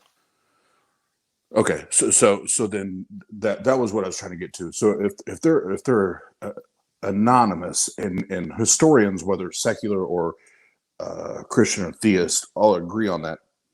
How much value and how much faith or trust do we put into books that we don't know who wrote them, and what their political or religious slant or agenda was? Like, well, why would we put that level of faith there? Well, I'd have to double check, and I may be forgetting. Maybe you would know better than me. Is Acts anonymous? The Book of Acts? Sorry, I was muted. Sure. Acts is one of those that's up in the air. Like, some people think that Paul was a part of that. Other people think that Luke was a part of that. So I would say at this point that we would still say it's anonymous because we don't know. It's up in the air. Right. So what I meant by anonymous was like there is no declared author in the first 5 lines of the book, right? Correct. So yeah. Correct. Yeah, and so again, we know Paul was a real person, correct? Can we agree on that? Yeah, I think we're pretty historically we're pretty founded to say Paul was a real dude. Yeah, and so just based on that logic, if you move, just because the book doesn't necessarily say who it was written by, doesn't necessarily mean that the content that's in the story is incorrect, right? That would be a reductionism. Well, what book are you talking about? Well, like the book of Luke, or I mean the book of Acts, or the epistles, or the Matthew, Mark, Luke, and John. Well, hey, can I have just one moment? Just want like 3 seconds, real quick. I would like. I don't know enough because I've only studied, Jesus himself. So I'm actually asking for evidence of Paul existing. So that's the question. I'm going to mute myself again. Yeah, great question, and that's a whole different conversation that you can go on. That would completely side rail this particular conversation. But you can go back and research that, and I would say based on what we have historically, that Paul probably was a real dude. I wouldn't say he's like this mastermind of Christianity he's portrayed to be, but yeah, but again, we go back to the Gospels before we get to Paul, because Paul, even Paul's claim of meeting or talking to or seeing Jesus was, and he even says it in the writing, was a post resurrection Jesus. So it was a vision, a dream, or something like that. Like he never actually met a Jesus. But what we're talking about in the Gospels are people that have claimed to walked with, talked with, touched Jesus, but yet none of those are accounted for as far as we actually know who wrote that material down. Yeah, and so with Acts and Luke, they both right now I guess you could say the Wikipedia version of those books is that they're written by Luke, right? And they're written about at the end of Paul's life. Would that be agreed? That's the Wikipedia version, right? Yeah, I was about to say that's not a. There's no consensus on that. That's right. You're. What I would say is it's a you're making a far reach at this point to try to attribute that. Yeah, I mean that's just how much consensus can people actually come to though now? Well, exactly. That's my point. Right. But what I'm saying is that it would be reductionism to automatically assume that it's false just because we can't prove it in 2021. If it becomes a choice, right? Whether you would well, like to believe it or not, right? right. If there wasn't, if this Jesus guy, and then his relationship with this God guy, didn't have the type of possible impact on the world and humanity that they supposedly have, then I would reduce down to I just don't give a fuck. Like I wouldn't care. But because they supposedly have this impact on all of us, I need more evidence than just, oh, maybe somebody wrote this or maybe somebody accounted for this. I need more solid evidence than just hopefullys and maybes. And when it comes down to just these, I mean, what did we miss? Jesus, I was just reading this yesterday. I forget. Was it either 15 or 18 years of Jesus's life are unreported, undocumented, like they're gone. Like, so nobody wrote about it. No, all we talk about is the birth and then the death and the resurrection. But he's supposedly the most important person to ever walk the earth. So that's what I'm saying. If you want to do a reduction, cool. But I don't buy that. Sure. No, but what I'm saying is that the reason why there isn't that is because that's not what the message is about, right? Why would you write down things that are irrelevant to the theology behind it? Like, and I'm not saying this to you. I'm not saying this to you. I'm saying this to any Christian. Are you kidding me? Are you kidding me? No. Because there are so many figures or people that have held less significance than being the savior of the world that we have much more evidence for, that we have or that we actually have real life evidence for, with no question. But this guy that's supposed to be the savior of humanity, we have nothing. See, I take a different approach. You know, when someone like Will here comes on, and they're bringing their own personal belief into the system, and they're not forcing you to believe what they believe. They're giving you their opinions on how they believe and how they came to that belief and how they feel.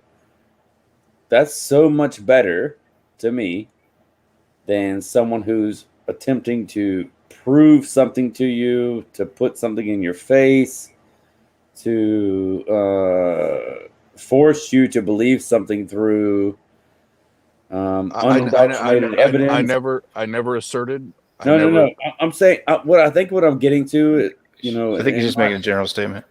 Yeah, I think I'm what I'm getting to, man. And my apologies. You know, Oz. I mean, I think you view as a friend already because I think we're both on the same page with certain things. And we both like the kid and clown. But I think what Will is here for is just to talk about kind of what went on tonight. I don't mind. I don't mind. Stuff. The harder the question, the sharper my responses get. So yeah, and maybe it's good for an audience too. So maybe if I'm over like that answer. If I'm overextending, then my apologies. But you know, I'm enjoying. I like the conversation. You know, yeah, I'm simply, for the record, I'm just simply challenging it, just based on my study, my research. I'm not upset. I'm not. Whenever you want to feel comfortable, you know. Yeah, I mean, like, and Will. But I think Will's holding his own. He doesn't look like he's breaking too much of a sweat there. Will, if you ever feel like I'm, because my motto is I never attack the human. I go after beliefs and bad ideas. So if you feel like I'm attacking you, tell me and I'll back off. Other than Dak, no, you don't. But yeah, I go after Dak. I do go after Dak. I was just giving you some friendly banter. But yeah, if you guys ask me a question that I don't know or I can't come up with a good answer, then I gotta jump into that book right there and figure it out. So do some research. So yeah, I appreciate hard questions and all that stuff. Well, all I can do from my point of view, and this is the thing, is that any Christian who tells you that they can prove to you that there's a God by, for example, drawing a line down the piece of a paper and putting life and dead people on either side is absolutely 100% delusional, because the Bible literally says that you can't prove prove it, right? So if the text is telling you that you can't prove it, why are you out there trying to prove it? Right? That's not the way that the Christian is supposed to prove it, right? This dude is like the opposite of what's his name? With It Gets It. Like he has like the same type of voice, but he's like different with the same faith, or the same, not the same faith maybe, but a different outlook on the same faith. And so his voice is really easy to hear, and like, hey man, I'm listening. You know, it's good to hear somebody like you. You know, and so I mean, I told Will. Sorry, I don't want to cut you off. Sorry. No, that's actually why I enjoy talking to Calvinists, because you don't get all of the woo. You don't get all the woo. You get down to the and I know this has different definitions and terminology, but you get down to the brute facts. Like you get to deal with the brute facts and not all the crazy bullshit. It's not emotional. I don't have to defend God, right? I'm not called by my theological worldview to defend God. I can defend my beliefs in that God, but I don't have to defend him. So that's why there's not a lot of gaslighting and hoo-ha, as you put it. Hey, yeah. And so Will, so I guess a question I would ask you off of that topic, I think that I'm getting that your opinion is the Earth is more than 6,000 years old, right? I would say that there's not enough information in the text to make that conclusion. There's too many gaps in the text. There's gaps in the genealogies. There's gaps in the grammatical and words used in Hebrew that talk about a 24-hour day versus day being a time span. I mean, there's too many. It's not clear enough to make a draw the line hard decision like Kent Hovind does, where he says 6,000 years old. I think what you're saying is that because the Bible itself is hard to interpret, that you aren't drawing a hard line between the Bible and science. Because the Bible is not specific enough, right? So there's, for instance, the parts where it's specific, I believe that. Like, do I believe that God created man and breathed life into him, right? Yes, I believe that. Does the first part of Genesis specifically say, when you read the text and how language is used at that time, the hermeneutics of that text, is there enough evidence to say that? Because where you come into conflict is that it uses one Hebrew word to say day, which means one day, and then it uses that same Hebrew word 4 or 5 verses later to represent a span of time, right? So you can't say that they're not talking about a span of time for both instances, and you can't, you based on the context of the text. So it's just like the instance with the church early on with the development of them thinking that the sun rotated around the earth. The Catholic Church got all bent out of shape and was burning people and putting people in prison because scientists wanted to say that no, actually the sun revolves around the earth. Well, all the scripture said is that the sun went up and the sun went down. It didn't say how, right? It just said that happened. It's just talking from a human observation point, right? It's not giving the scientific method of how that happened. So you don't take like a flat Earth point of view? No, absolutely not. You'd have to be ridiculous. But you also kind of take a middle of the line view on dates and times, right? And so I think hot button cultural topics of the day are sinful, but it's no more sinful than a person having premarital sex or lying or getting drunk all the time. I mean, there's no, according to scripture, there's no difference. Sin is sin, right? There is no level in sin in God's eyes. I can feel that, man. I'm cool with that. Yeah, I can feel that. You're not taking like a hard line spot, and I'm okay with that.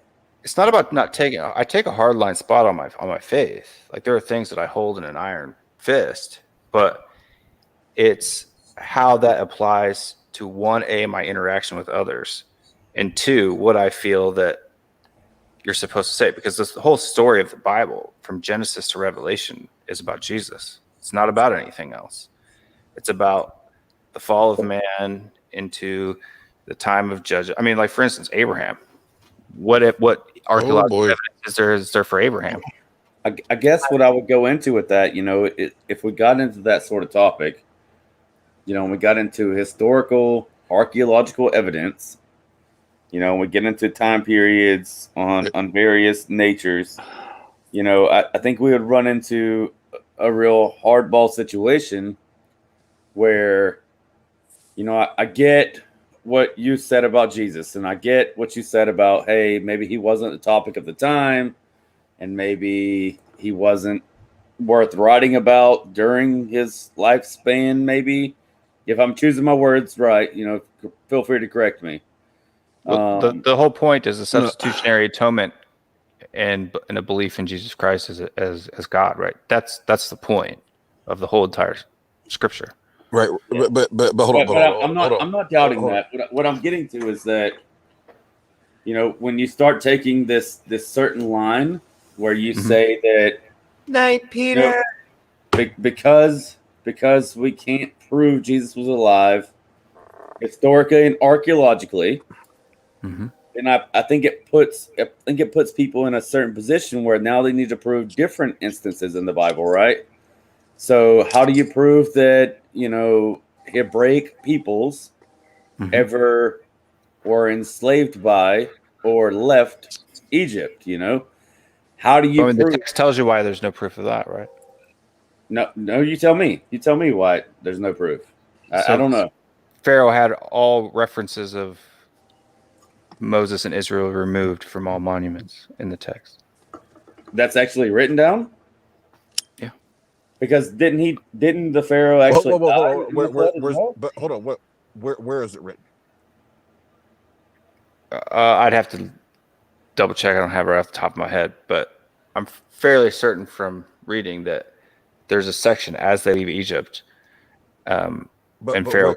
But what book is that written in? Exodus is where it would have to be written if it's written there. In the Bible, right? Yeah.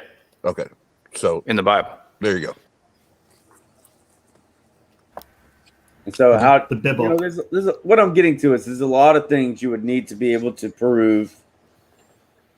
Historically, archaeologically, with time, dates, and a lot of different stuff.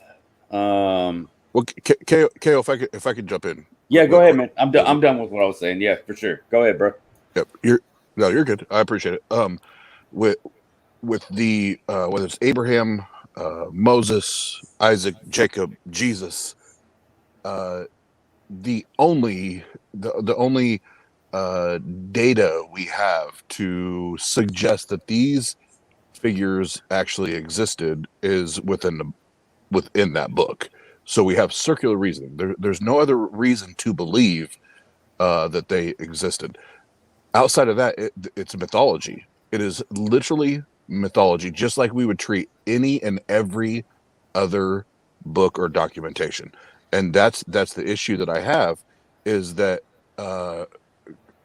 Christians from any cloth, whether it be Calvinists, which are my most enjoyable to speak with, like I already stated, or any others where they speak of and rely on the stories of Abraham, Isaac, Jacob, Jesus, but there is no foundation other than that book to ever believe that these characters were actual people. Like they walked and talked and did the things that the Bible said they did.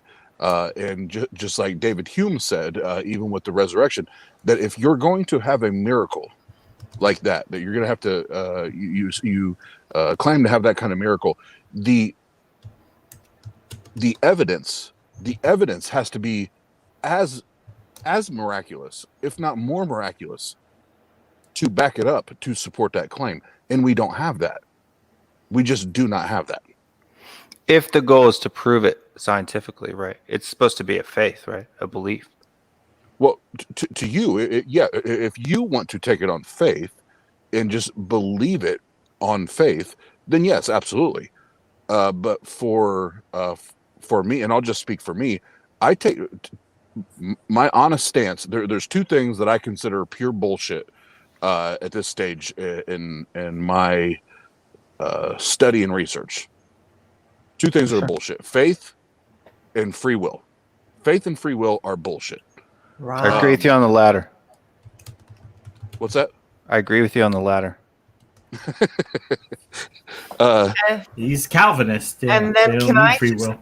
I want to just push back a little bit on the notion that the whole Bible is the story of Jesus, because I would say from the Jewish perspective, he didn't fulfill the prophecy, at least in their eyes, of reclaiming Jerusalem. And my joke has always been, if you want to know the true Jewish Messiah, it's the UN, because they're the ones who got Israel for the Jews. Yeah, I think that I'd have to look more deeply into the theology of all of the prophecies that required the Messiah. I do also know that there are a lot of prophecies in the Old Testament that still haven't been fulfilled. And so, if that would be one of them, the Christian explanation for that would be that he will do that on his return, right? So that would be my guess. But like I said, I'm not prepared to discuss in details about that particular topic. I could be. And that's okay. I'd need 48 hours, but We don't have to do it all tonight.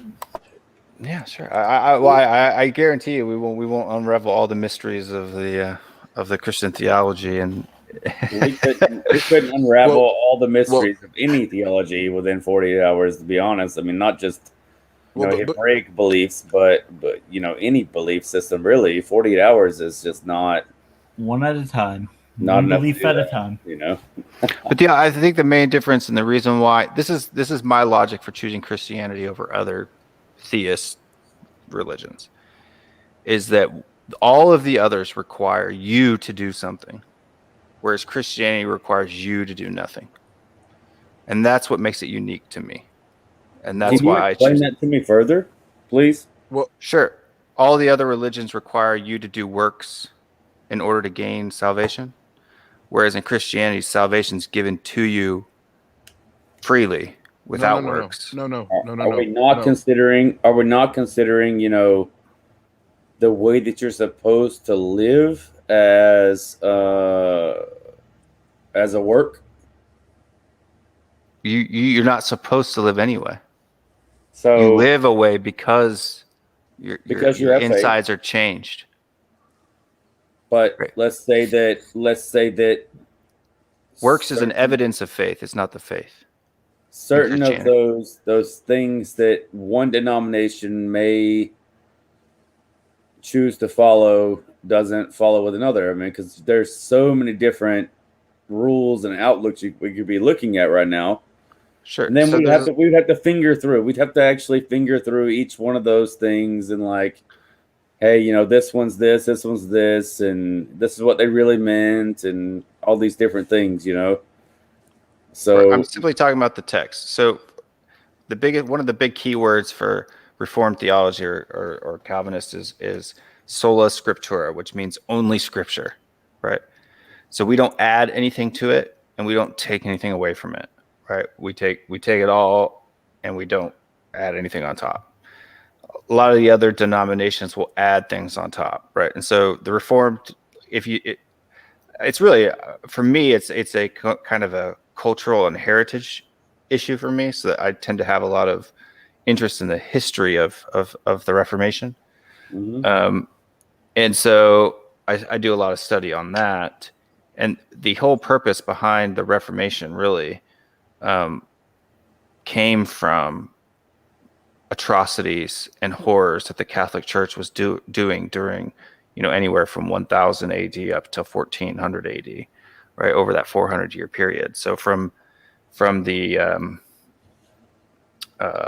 what were those wars? And I can't. The term is lost me. Crusades. Yeah. So from the Crusades up to the 1400s, and it really bred out of this because Christianity, when you really look at the first century church, was not meant to be an institution.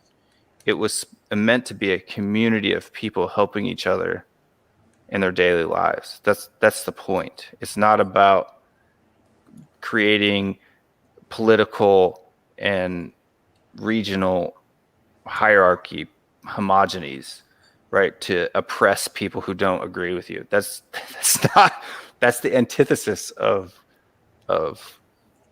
what Christianity originated as. So I think even according to Scripture, right, and I think it's pretty modern thought processes that we agree that Jews, maybe that's probably a modern term, but Jews wrote the entirety of the Old Testament. Is that agreed upon? Sure.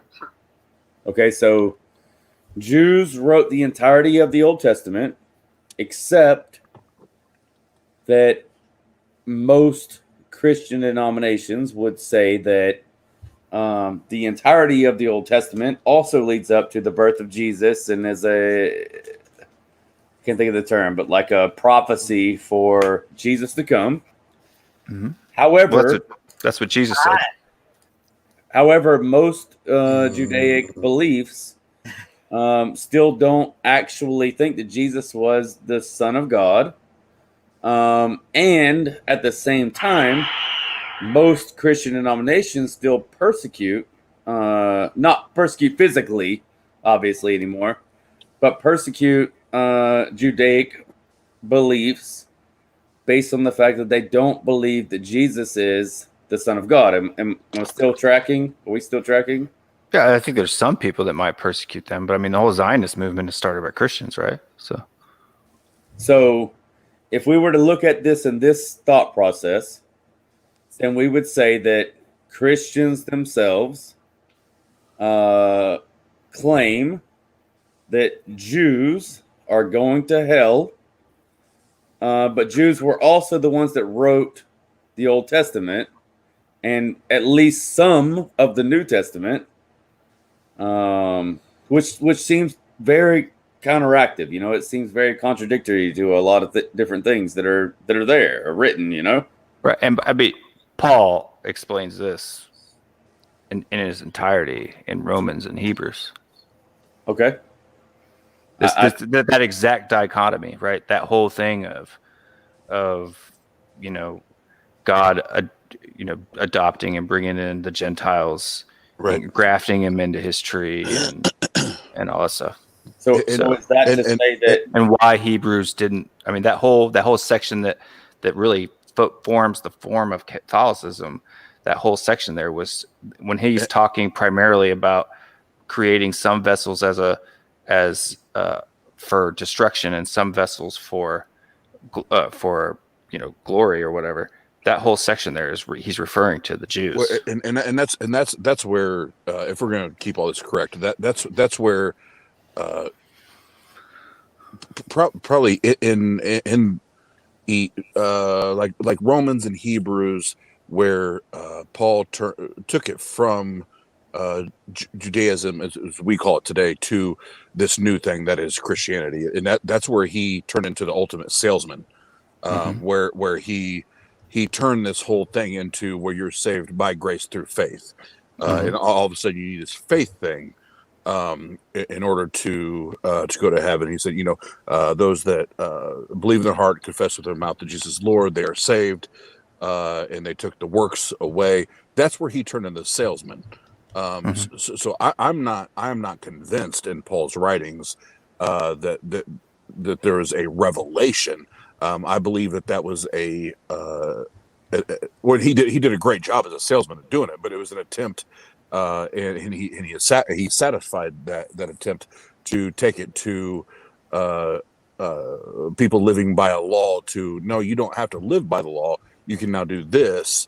Where was it in shit? I can't remember what book it is, but even in one of the Gospels, Jesus said that I did not come to fulfill the law. Or I'm sorry, I did not come to abolish the law. I come to fulfill the law, and not one iota of the law will be changed. So nothing changed. And then Paul did the ultimate hocus pocus salesman job and turned it into what we now know as a by faith through grace salvation, which is to me, it's like, what does that even mean to be saved by grace through faith? Like what does that even mean? Because Hebrews 11, faith is the substance of things hoped for, evidence of things not seen. Like none of those things connect.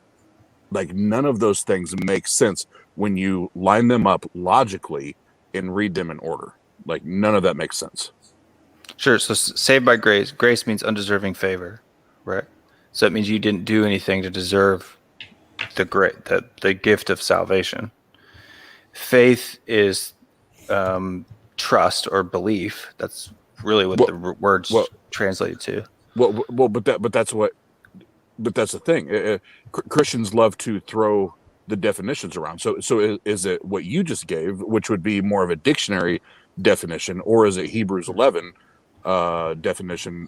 Faith is the substance of things hoped for, evidence of things not seen. Because those are two very, very, very different definitions. I think he's describing the application of faith there, right? No.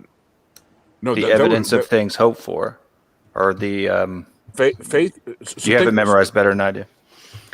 Faith is a substance of things hoped for, and the evidence of things not seen. How do you have evidence of things not seen? It's the evidence. He's talking about a spiritual evidence, right? Right. So evidence. You have evidence of something you've never seen. Yeah. You're. So you don't have. So you don't have evidence. Yes. You don't have scientific method evidence of the fact that God exists. Correct. Well, not even of your faith. Whether you want to call it scientific or what have you, you don't have evidence because you've not seen it. You've not felt it. Not seen God. You've not whatever it is, whatever that scripture is talking about. Faith is a substance of things hoped for. So you're hoping for it. So you don't even know if you have it. You don't even know if you have this thing. Exactly. And then you go. Exactly. So that to me that's where the disconnect is how do we connect that to, well, no, I have this firm foundation and I have this firm belief in this thing that is rooted in a substance of thing hoped for and evidence of things not seen. Like that all is a complete shit show to me. It's a very poetic way to say, right, that God's made promises, right? So this all revolves around the promises of God, right? The whole Abrahamic stories, promises of God. Moses, promise of God, right? David, promise of God. Jesus, promise of God, right? And so God has given us these promises, and that's the hope, right? And the faith it's the evidence of things not seen. It's a poetic way of saying that the way it changes you inside is evidence for things that you can't see, right? Your faith in God, your belief in God is the evidence for what you can't see. And it's the hope that you're a part of the promises of God. But there is no way, and that's why a lot of people say, yes, I know I'm a Christian. There's no way you can know that you're a Christian. You can hope. Will if I put a business plan in front of you, and I said, here's what we're going to do, but then I laid out that scripture for you, would you sign on that line? It would depend on how good you were at convincing me, right? If that was the only sentence in the whole entire business proposal, right? So, if I may ask just for a second, I just now heard a lot of things about, you know, David and this, that, and the other. But again, you know, for what comes to mind for me, what pushed me away from the Hebraic faith is that I couldn't find any history correlating these things to ever have been a thing. I couldn't find this stuff, right? Like, so I was a pretty downright Christian, and multiple denominations. You know, I was a Southern Baptist, and I was just a Baptist, and I was a Pentecostal, and I've been in Methodist churches and whatnot. But basically, the end result was I was a Pentecostal for a while, because I like serious exchanges. And what really killed it all for me was that, you know, I went to college. My first bachelor's degree was in health science. But because I had many of the credits I needed to go into theology, I went ahead and said, hey, you know, I'll spend the rest of my GI Bill money on theology because I really enjoy this stuff, you know, personally. And I only needed like 3 credits to get the other bachelor. So I was like, yeah, sure, that's awesome. And when it came into the historic archaeological evidence, and what we as modern humans acknowledge as evidence, it was extremely lacking for any Hebraic faith. You know, whether it's because modern Hebraic faith still has that 40 percentile, 60 percentile, you know, to each their own, whether they guess whichever it is, still believes that, you know, the earth is flat, or geocentrism, or, you know, the fact that the New Testament of the Bible still doesn't counteract certain quote unquote laws or commandments from the Old Testament. And I can elaborate on that part of it if you'd like me to. We can go into all those things, you know, individually or as a whole, either way. But the biggest portion of it for me was that a lot of faiths that weren't as prevalent as the Hebraic faiths, for those faiths, we can still prove archaeologically, historically, that they existed. We can still prove they existed long before what we date any Hebraic faith whatsoever to have existed ever.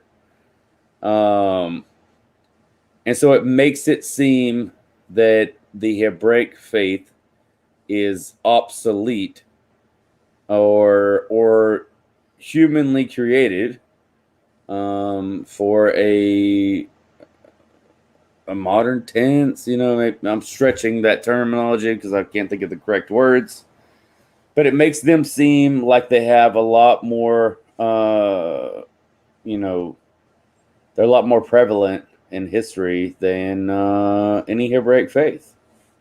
Well, sure. I mean, you have, you know, Abraham himself, right? I mean, it technically is started by man, right? If you want to get literal to the definition of where it started with Abraham, right? So there was centuries of, you know, I like to use the Russell Crowe movie, right? The Noah movie, right? Have you guys seen that? Yeah. I mean, that's a complete, you know, bastardization of the actual text, but all of those people that were there still believed in God, the creator, right? So you have the Canaanite religions of El that go all the way back, you know, hundreds and hundreds and hundreds and hundreds of years before, you know, Judaism, right? Because Judaism didn't start until Abraham, right? And Isaac. Right. So there was centuries, if not thousands of years of earlier faiths that had, you know, deical, worship, going all the way back. So I mean, I just don't think that just because there was religions or gods that existed beforehand, and that was the whole point of God doing what he did in those times, was because people had perverted, worshiping things so much. They had added idols and added this. Most ancient religions had a singular deity who was at the top of that, right? They had other deities that were parts and pieces of everything else, but most of them had a total. I mean, even Hinduism, right, had a total, a singular homogeneous, homogeny, right? Homogeny. So, hey guys, real quick. It's 4:45 a.m. my time. I'm going to bed. Mine too. And that's okay. We're Good about night, to Oz. Thanks start for wrapping up. stopping by as always. Did you want to have a finisher, closer, or anything left on your mind? Well, hashtag Jesus is still a myth. I don't care. I don't care what Will says. Jesus is still a myth. He didn't convince you.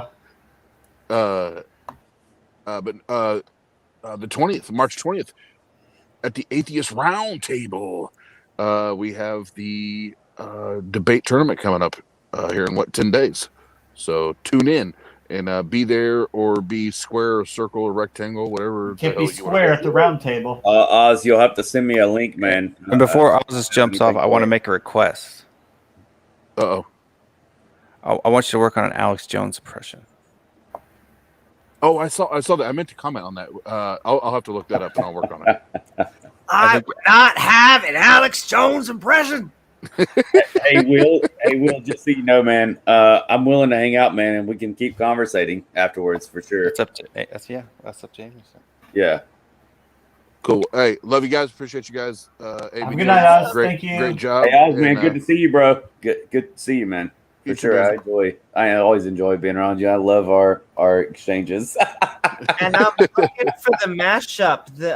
Check that out. It's gonna be a big debate head to head. Yeah. Yep. Absolutely. And Will, good talking to you again, man. Yeah, you too. Adios, All brother. Right, y'all. And okay, so Donald, I see you in the back room. Does he want to come back in and make a closing? Bring him in. I'm gonna bring you in. You don't have to He talk doesn't yet, have to. but we're gonna give the theist the last word, except for my lovely outro again. Well, we're gonna give the Christian the last word. So instead, KO champ, because you're still technically a theist. So, Skeptic and Ranting, how old is the Earth? I'm going with modern day science. I'm gonna say 63 billion years old or something or another. It's like 4.3. Close enough though. Closer than Kent. There you go. Well, I'll go with a really long fucking time, past 6,000 years. Okay, that sounds good to me. And so, Donald, welcome back. We're giving our outros, Skeptic and Ranting. How old is the Earth? Tell me when you're done, and we'll hand it off to James. To the other masked man. I will say that there are still variables that I think need to be accounted for. So I don't think anyone actually knows the age of the Earth. The idea that it's about 4 billion years is probably pretty close. But the evidence also shows that the universe itself is much, much, much older than the Earth. And there is evidence. It's not just a matter of, let's add up some ages that people were reported to have children at, and ages, that people were reported to have died at in some old book. We can do better than that. We can use actual evidence rather than just, claims and bad math. And it does seem to be in the billions of years, regardless. At the very least, it's lots of millions of years. That's at a very minimum. Right, and 15 billion years for light to travel here, right? So. Well, again, there may be some things that still need to be worked out. So I can't speak to how accurate that stuff is. But I would say it's probably pretty accurate.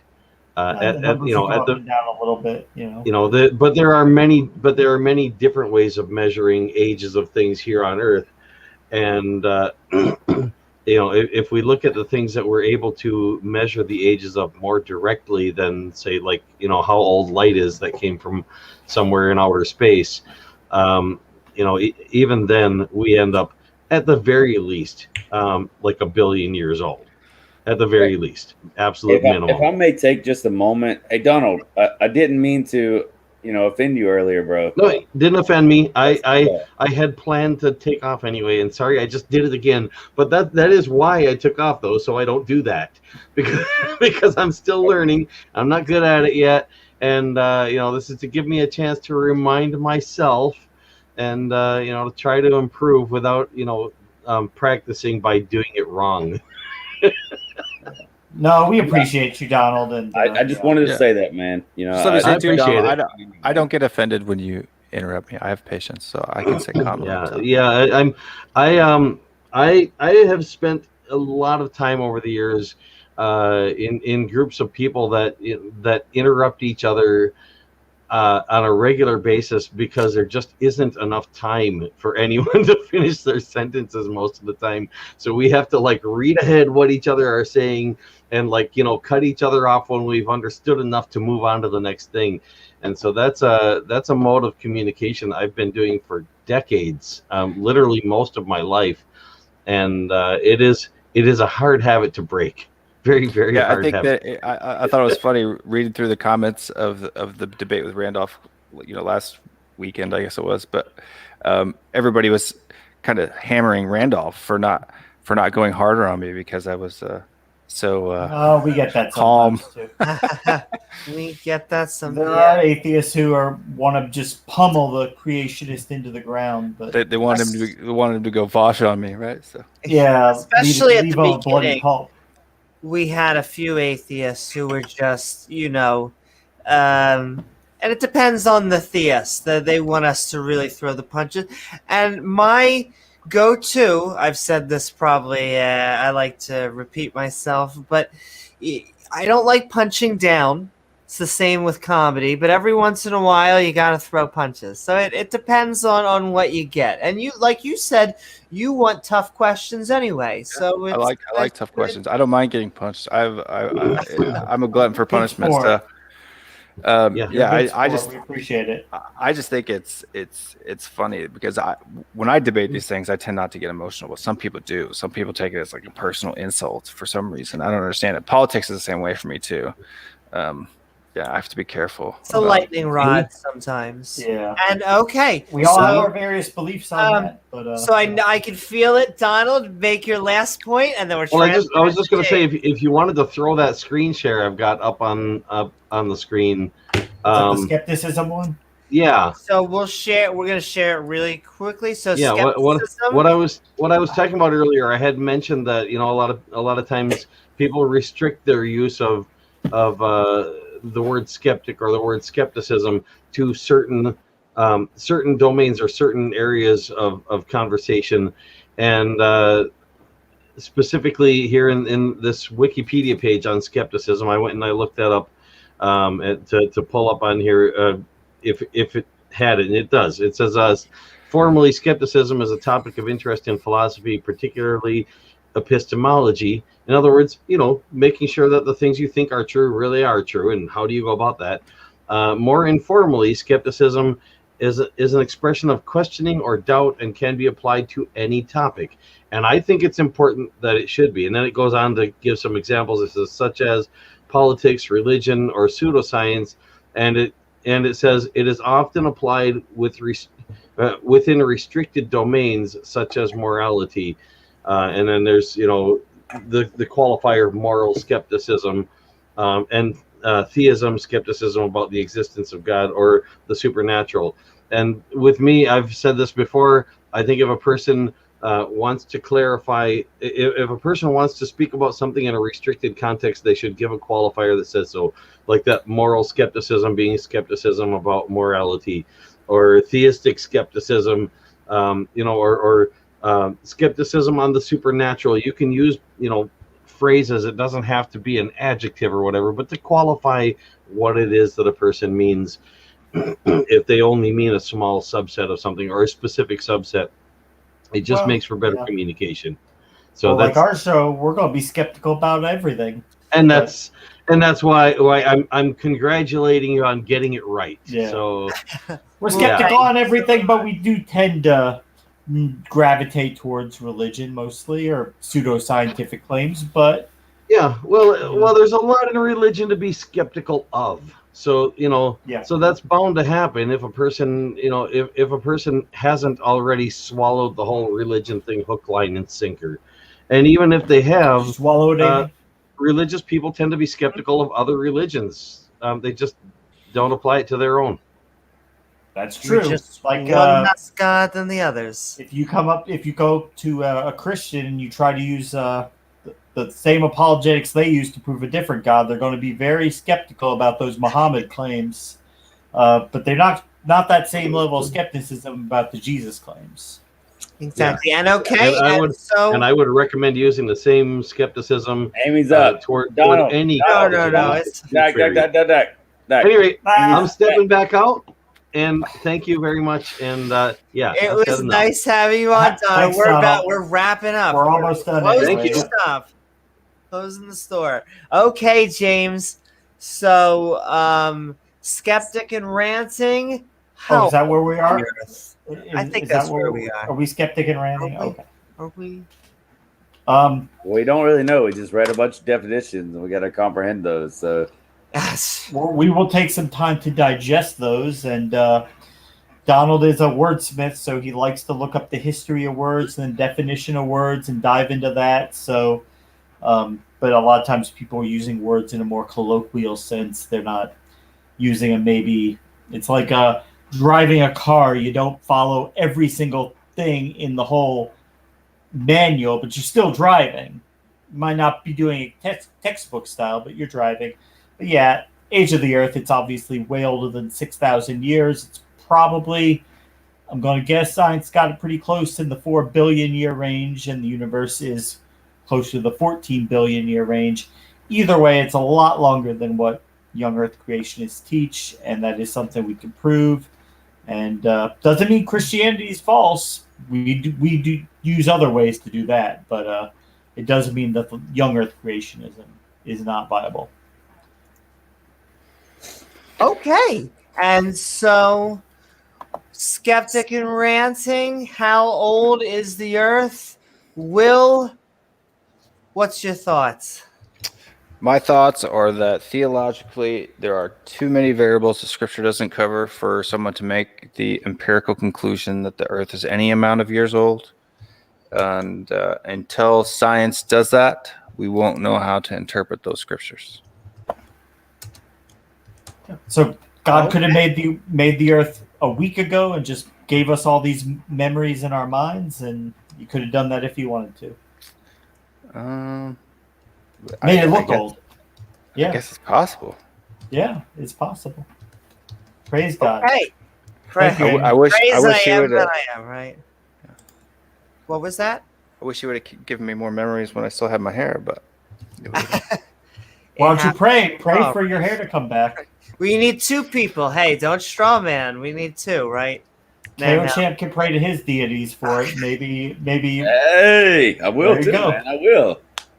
And okay, so I want to thank James W., KO Champ, Oz, Donald, Will, Robert, Aunt Jer, Bible Burner, Peter, Jamie, Doc Fearsome, Haley, and Titan Uranus. I hope you all had a great time. Thank you, Harry. Harry was in there too.